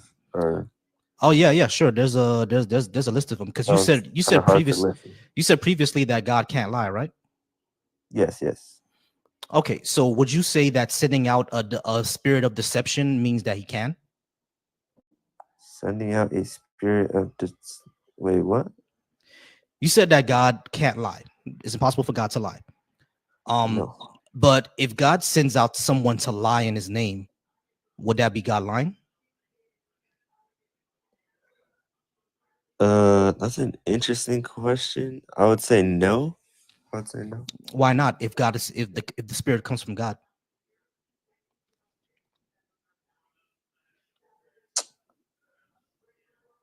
So he sent someone to lie in his name? Is that what you're saying? Yes, God can send spirits to, and can basically God can lie. Like God can send like delusions and spirits that are lies.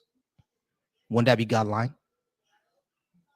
Well, how do you know that spirit is God? You just said that everything in the scripture is God breathed. So if the scripture says it's coming from God, then that's what I have to take, right? It would depend on the context. If you want to read the verse, that would be cool. Yeah, sure. Let's read 1 Kings 22:23. It's a short verse. So you see, the Lord has put a lying spirit in the mouth of all these your prophets. The Lord has decreed disaster for you.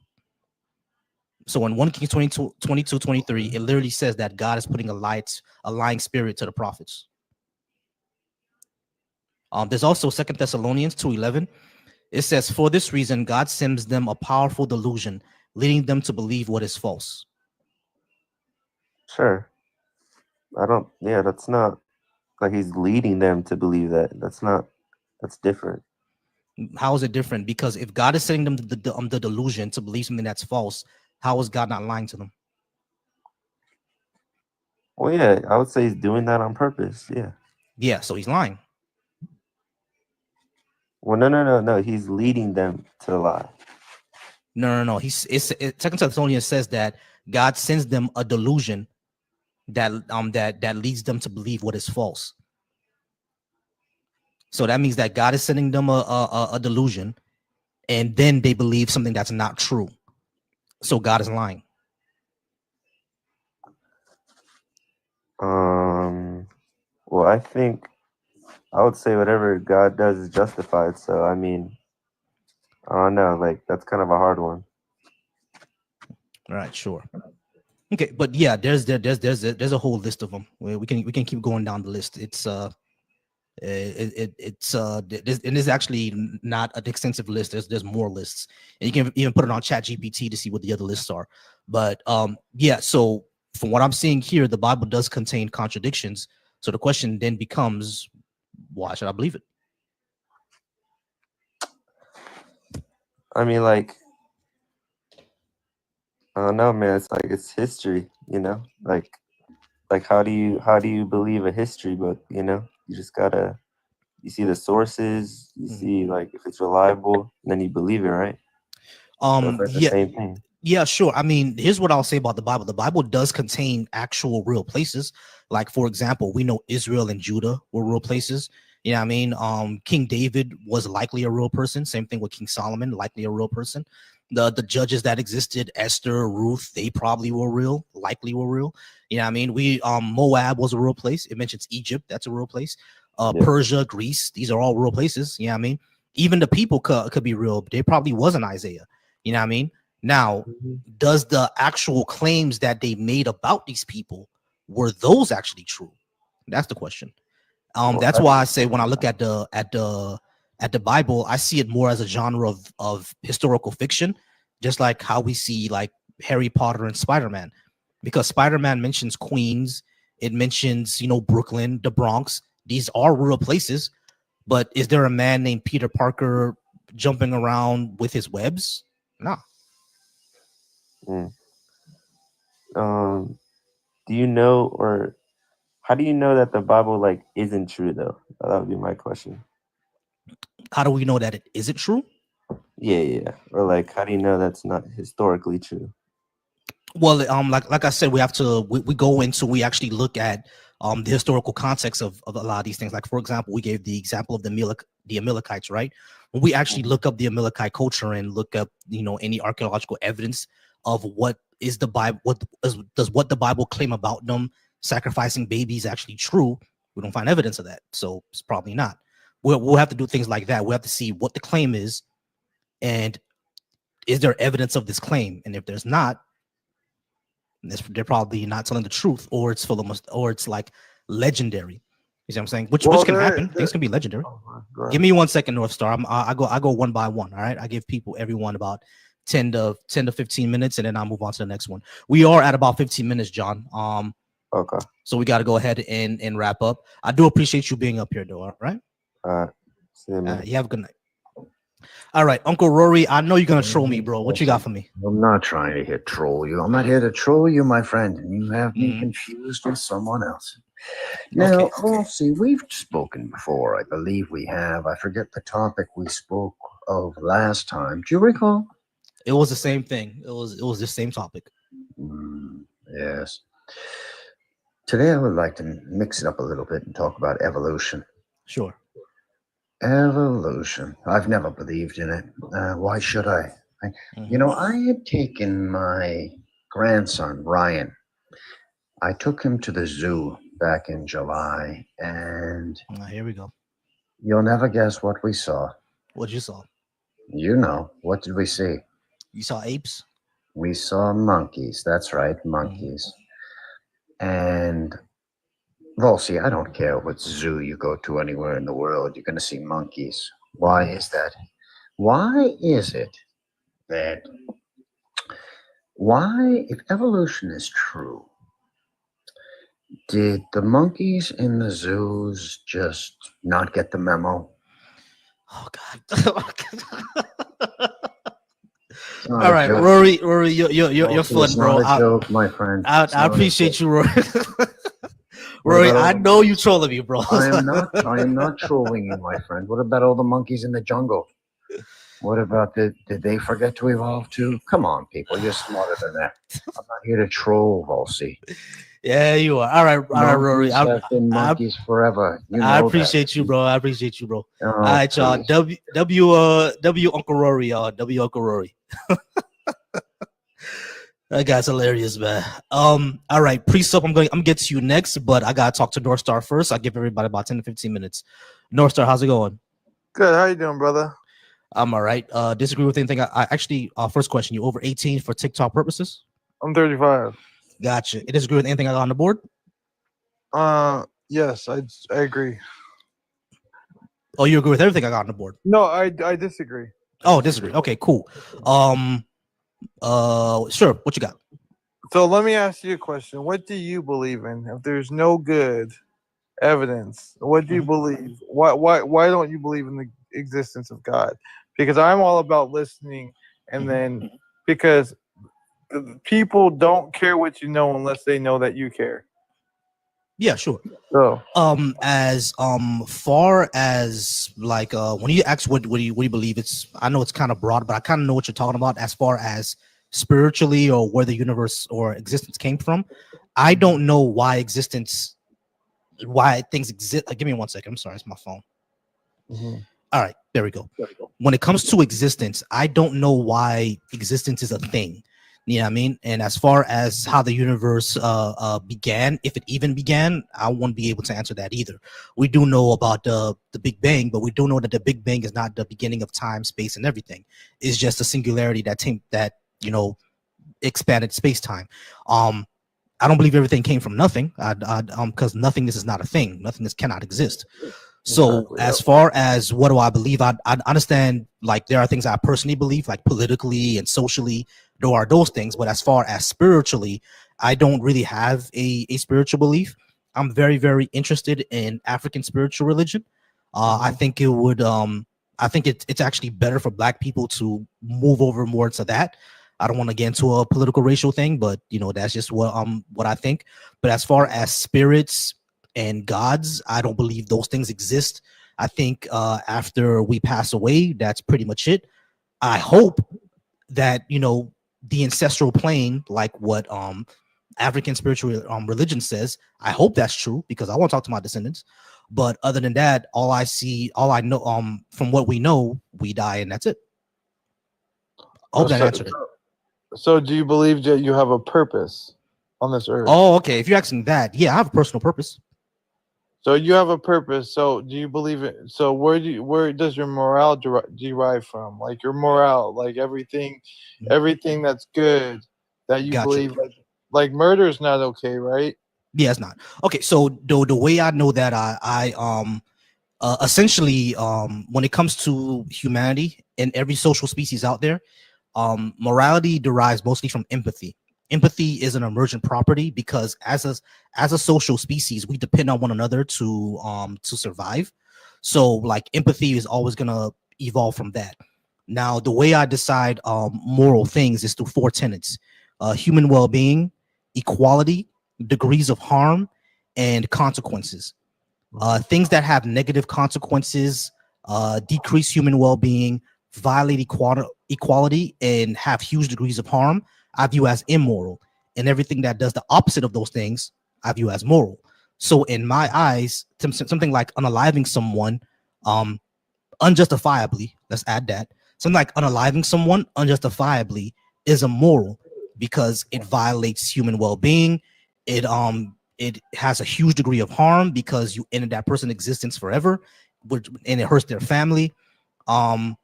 It decreases equality because, of course, you took out a person's life. And what was the other thing I said? But yeah, and it has negative consequences essentially because that you hurt someone and you hurt their family, and it's bad for our society if people go around unaliving each other unjustifiably. Now, notice I said unjustifiably because there are cases where you have to unalive somebody and it is justified. For example, if some crazy man wielding a knife were to break into my apartment right now, I have a pew. I will cock it and take him out. I completely agree. I have 4 kids. I would use my pew for the same reason. Exactly. But what I'm saying is, okay, so, but have you ever thought if there is no God, there'd be no reason for morality? If there is no God, there'll be no reason. No, there'll still be a reason because we're still a social species. Okay, but if there is no God, right? Not having morale wouldn't matter if there wasn't any morale. No, it will still matter because again, we're a social species. We have to live together and we depend on each other to survive. And notice this is every social species. Like humans are not the only one that have a system of empathy and morality. They even tested this with dolphins, with elephants, even with mice. Even mice have a system of empathy. So I'm gathering that you're more of an evolutionist, right? Yeah, correct. So if evolution was a thing, right? If evolution was a thing, then do you have the ability to cry? Yeah, You have the ability to love? of course. You have the ability to be angry? Yep. If evolution was a thing, then those feelings wouldn't be. Then those feelings wouldn't. You couldn't have those feelings. Yeah, we could. How so? These we have emotions evolved over time because it was more conducive to our survival. For example, you mentioned can I love, for example. Yeah, I can love because, again, as a social species, we had to develop that in order for us to survive. You know what I mean? Because it pushes us to reproduce, it pushes us to form social bonds, and it pushes us to have those bonds in our community, in our society. Crying, for example, needed to exist because we evolved crying in order for people to know exactly what's wrong with us. Because anytime you see someone crying, what do you say? What's wrong? Yeah, I mean, we had to evolve that in order for somebody else to know that we had an issue with us. And you said anger. If no one ever got angry, we would never, like, fight for equality or empathy or anything like that. But evolution would imply that we're just a bunch of atoms. Atoms don't have feelings, though. Right, but feelings are like a chemical. They're in our brain. Like, you can have a chemical for, we know what the chemical is for love. I think it's dopamine. I think the chemical for stress and anger is serotonin. I could be wrong about that. A biologist can correct me. But yeah, there are chemicals that happen, and atoms become molecules, molecules become cells, cells become organs, and everything that we do is simply an emergent property of those things. We're made of atoms. So you said there's no evidence of the Bible, correct? You said there's no evidence of the Bible? There's no evidence of many things that the Bible claimed to be true. Now, of course, there's evidence of, like, Israel, Moab, Egypt, Judah, King David, King Solomon, maybe even Isaiah. Yeah, I mean, Esther, the judges. These things might. Stress is cortisol. Thank you, Outlaw. Stress is cortisol. Well, let me just finish. Yeah, stress is cortisol. Appreciate that, Outlaw. Stress is cortisol. Appreciate you. But yeah, there is evidence that those people and even those places might be true, but the events that they talk about, the miraculous events that they say happened, most likely did not happen, or there's no evidence for them. So, with that being said, you said the unaliving of babies and sacrificing them you were dancing around the idea of sacrificing babies to the false god Molech back then. They've actually, in the Bible, they talk about that, but also they have found those unalived babies buried in the ground. So there is evidence of that, and there is evidence. What they found. Go ahead. They found evidence of. They actually found where when Noah's Ark landed, they said it landed on top of Mount Ararat, and they've actually found remnants of the Ark exactly where it said it was supposed to land. Okay. And if you look at the Grand Canyon, the way the land is produced, I mean, the land can't be like that unless something drastic like Noah's Ark happens. You know, you see what I'm saying? Yeah. So let me address things one by one. Number one, you said the Amalekites. The what they found in for the Amalekites was a cemetery. And the cemetery was named Molech because it was a certain area, but that doesn't mean. But there was no God in there. When they actually look at the bones, they don't find any evidence that they were, like, stabbed or sacrificed or had their head cut off or anything like that. There's no evidence of that. Yes, like, there is a cemetery of, children and babies, but that doesn't mean that those children and babies were sacrificed, because there is no evidence that they were sacrificed. The second thing that you came up with is Noah's Ark. If you actually look this up, the person who said that he found Noah's Ark, Ron Wyatt, actually lied. He did not find Noah's Ark. He claimed that there were scientists and people who looked at it. They didn't. The University of Turkey, the University of Israel, all these universities that he said looked at it, they didn't. They have no evidence of that being the case, and they even said that he lied. He didn't tell, and he didn't tell us to do any of this. The video the so-called video that he took inside is actually not video that came from him looking inside. It was video of another archaeological dig. So Ron Wyatt is 100% a liar, and we know he is. Even Christian organizations say that he is. The third thing you brought up is the Grand Canyon. The Grand Canyon, from what we see, we have evidence that it was simply the Colorado River that cut through it. There's no evidence that the Grand Canyon was created by anything else. Okay, so how do you know that? Have you done? I don't. It seems like you're pretty set on the idea that God doesn't exist, right? No, God could exist. So I'm not trying to convince you, because I'm not, I guess I'm not trying to debate, brother, but you know what? As a child of God, I guess I came on here to just tell you that I love you and that God loves you. I don't know you, but I love you and God loves you. You know what I mean? And unless, have you ever seeked for truth in Him or no? Yeah, sure. When I was in the church. When you were in church, what made you change your mind? I had no evidence that it was true, and it had no utility. Have you seeked God yourself rather than seeking all these other opinions around you? I don't seek any other opinions. I just look to see if these claims are actually factual, and if they're not factual, they're not factual. But where are you getting your facts from? From the experts, archaeologists, geologists, scientists, people who actually look into these claims. But there's people that try to disprove God all the time and try to hide truth. You know that, right? Well, that's a claim that you have. How do you know that's what they're doing? Like, How do you know? here's what I would say: just because something contradicts the Bible doesn't mean that they have to be lying about it. I'm not saying that either, but I'm saying, do you ever try to think that maybe they're not completely telling the truth themselves? Why would they do that? Because they don't want to accept that there's a real God. Why would they not accept one? Because if they accept one, then they have to accept that there's a higher power that governs over them. Yeah, so like that doesn't give them a reason to lie. But if you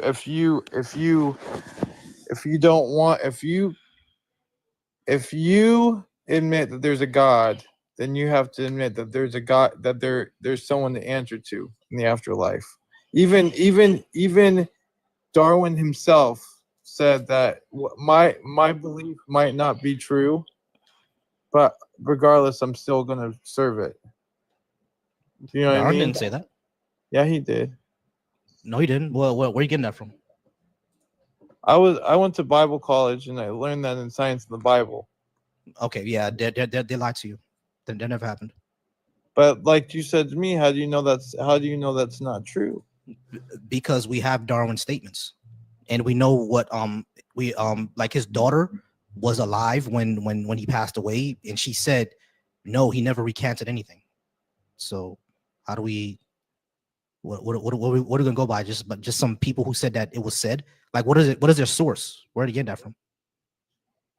Well, I mean, at the end of the day, I'm not trying to have a debate with you, brother. I'm just trying to have a conversation with you about at the end of the day, you may not believe it, but there is a maker. You know what I mean? And he does love you. You know what I mean? And you can debate all day long, and I know it seems like I'm not going to convince you, right? But at the end of the day, you do. At the end of the day, you do have someone to answer to. You know what I mean? All right, sure. And if he ever shows himself, I have lots of questions to ask. All right, brother. Well, have a blessed day. All right, you too. Appreciate you. Bye. All right, we got Precept Mars. I've spoken to you before, Mars, so we don't have to go through the preliminaries of asking what you disagree with and what your age is. So let's go ahead and go for, I guess, what is this, round 2? What you got for me? Well, I would say it's like at the end of the day, it's going to be either the mind of man explains facts or the mind of God explains facts. What does that mean? Like dictates what facts are, or like gives facts meaning, rationalizes facts, actualizes facts. What does that mean? Okay, I guess I wasted my time. Thanks for coming. All right, appreciate you. All right, y'all. So when I ask you what do you mean by that, I actually need y'all to actually explain. All right, like yeah. I know he's a presuppositionalist, but that's why I always ask, what do you mean by that? Yeah, I'm saying, because a lot of times presubs don't really explain. Oh, Jonesy, I'm not going live tomorrow. I go live every other day. So what's tomorrow? Saturday? I'll be live Sunday. All right, Jonesy? I'll be live Sunday. I'm gonna try to go around 7. All right. Sahel Knight, you're probably gonna be the last one because I think I got through the entire Okay, queue. got you. Oh, me? No problem. You can do yours. Yeah, give me hold on, give me 1 second, Sahel Knight. This is gonna be like round 5 for me and Sahel Knight. I know. All right, Zero, I do appreciate you.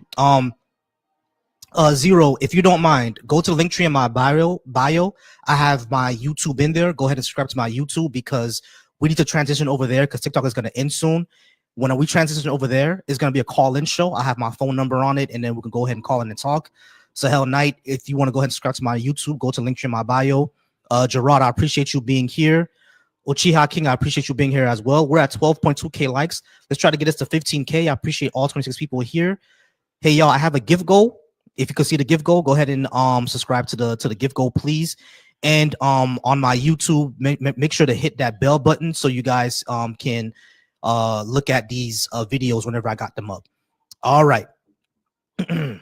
Yeah, me too, Jail. I think the lawsuit would stop it for at least for 90 days. But Sahel Knight, how's it going, brother? So we're at round 5. What you got for me? So my honest question. Oh, damn. W go. I appreciate you. So my question for you: are you more pro-black or pro-progressive? Which one are you more aligned to? Well, this is a religious live, not a political one. Oh, okay, got you. Political. Okay, there is no good evidence for a God. I mean, like, come on, man. Millions of people believe in it. You must believe all these people are wrong. Come on, man. Yeah, millions of people can be wrong because there's been millions of people who are wrong about the earth being flat. No, people knew that before that. Yeah, I knew that it was round before it. Yeah, I knew people knew the earth was round before Christopher Columbus, and people knew that the earth was round with the Greeks because someone proved it. But there are cultures out there that did actually believe that the earth was flat, like the Middle Eastern cultures. And it was a minority. No, they weren't in a minority. They actually believe this. It's in the Bible that the earth is flat. Nowhere in the Bible says that the earth is flat. Yeah. You want me to find that verse? If I'm in a verse that says the earth is flat. Give me 1 second.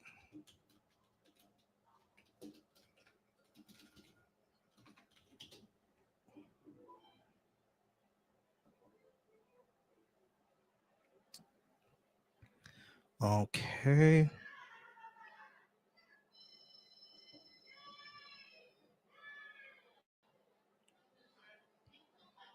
Maybe Okay, here it is. God, All right, so there you go.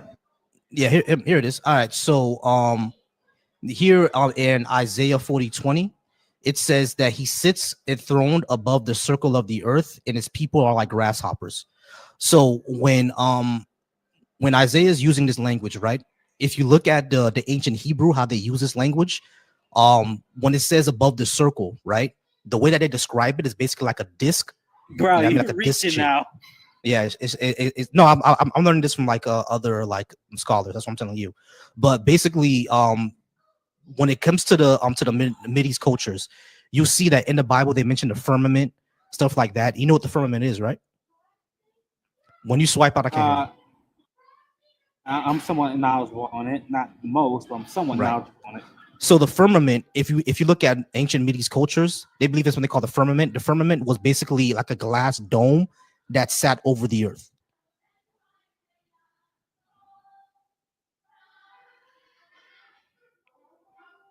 this verse, talking about Isaiah chapter 40, verse 22, right? Yeah, Isaiah 40:22. He sits enthroned above the circle of the earth, and his people are like grasshoppers. There's also pillars of the earth. There's also the point where it says the earth is immovable. Like he set the earth on its foundation. Right, like in Psalm 104:5, it says he set the earth on its foundations; it can never be moved. Ecclesiastes 1:5 says the sun rises and the sun sets and hurries back where it rises. Stuff like that. You know what I mean? It's there's like sure, you can say that a lot of this is poetic language. Let me say something real quick. Sure. Let me say something quick. He's saying the earth is circle. We agree, but it doesn't say the earth is either flat or round. Not being particular. A circle is flat. Yeah, but a circle, if you look at the earth, it technically is a circle. But No, the circle is a sphere. Round. The circle is a sphere. A circle is flat. Yeah, but Yeah, the earth particularly say the earth is flat. Yes or no? Like word by yes, word. because well, not word by word, because of course the Bible is poetic, so it's not gonna say word by word. So there you go. But like it's not saying it word by word does not mean that. So we're not gonna like pretend that words don't mean words. A circle is flat, and they knew what spheres were. But I think this one's kind of a reach, honestly. I think it's a reach. It's not. Why can't you just accept that it's circle? It's some truth towards it. It is the shape of a circle. It's not. Round shape is a but let me finish. A round shape is the shape of a circle. It's So not. Yes, it's technically right. No, it's not. Because a circle is You're flat. just twisting the Bible for your own agenda. I'm not. A circle is flat. Yeah, a circle can be flat, but a circular shape can be round as well. No, a circular shape. A circular shape is flat. We're talking about it's a sphere. Oh yeah, someone I'm actually pointing something else out. So, hold on, Bumbleclot. I gave everybody 10 minutes. Just give me a few moments. I'm gonna get to you, okay? No, I was just trying to talk about your forehead, bro. What's up with that, man? That's tough, dog. My Like, forehead. Oh my god. Yeah, your it's forehead, that yeah, hairline is that hairline. yes, it's pretty big. Yeah, but my hairline, I don't have any hair anymore. Yeah, I mean, like it all went away. Like the way I became bald was that I actually got a girlfriend, right? So when I got a girlfriend, we were having lots and lots of nasty time. And when we had lots of nasty time, it made my hair fall out because the more testosterone that I built up in my body, the more like the hair follicles fell out. So it's because I had a bunch of girlfriends, bro. That's the reason. You feel me? I hope that you get a girlfriend one day as well, and maybe you can become bald just like me. What happened to Sahel Knight? I'm gonna invite Sahel Knight right back up.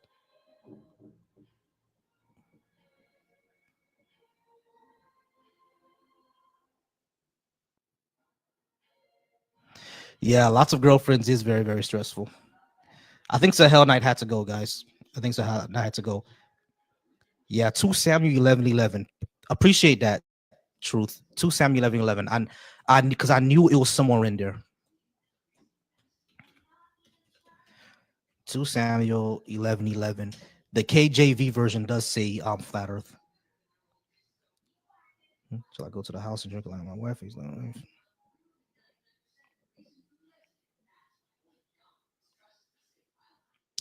all right, y'all. I'm gonna go ahead and get out of here. I think I got through all of the queue. I did get through all the queue. Who's live right now? Was Justin live right now, or Skits live right now? Who's live? Y'all tell me who's live.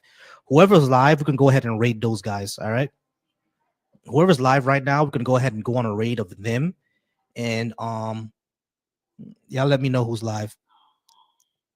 All right, I'll see y'all Sunday. Appreciate you, Uchiha. Appreciate you, Jonesy. I appreciate you all being here. Justin's live. All right, cool. Let's go ahead and go to Justin's live. His name is Deconstruction Zone. Go ahead and go to Deconstruction Zone. Let him know that this is a Volsi raid. The Volsi raid is coming through to the Deconstruction Zone, and I appreciate you guys all being here. Again, I do have the YouTube. Subscribe there. Subscribe to the YouTube. Because TikTok might end soon, unfortunately. So please go ahead and subscribe to the YouTube. The link is in my bio. I appreciate everybody being here. I appreciate y'all gifting me up. You guys are incredible. I love you all. Thank you, Jonesy, for being a moderator for tonight. Uchiha, I might make you a moderator as well. Depending on what time you come in. So I do appreciate you guys being here. Again, love you all. Peace and love.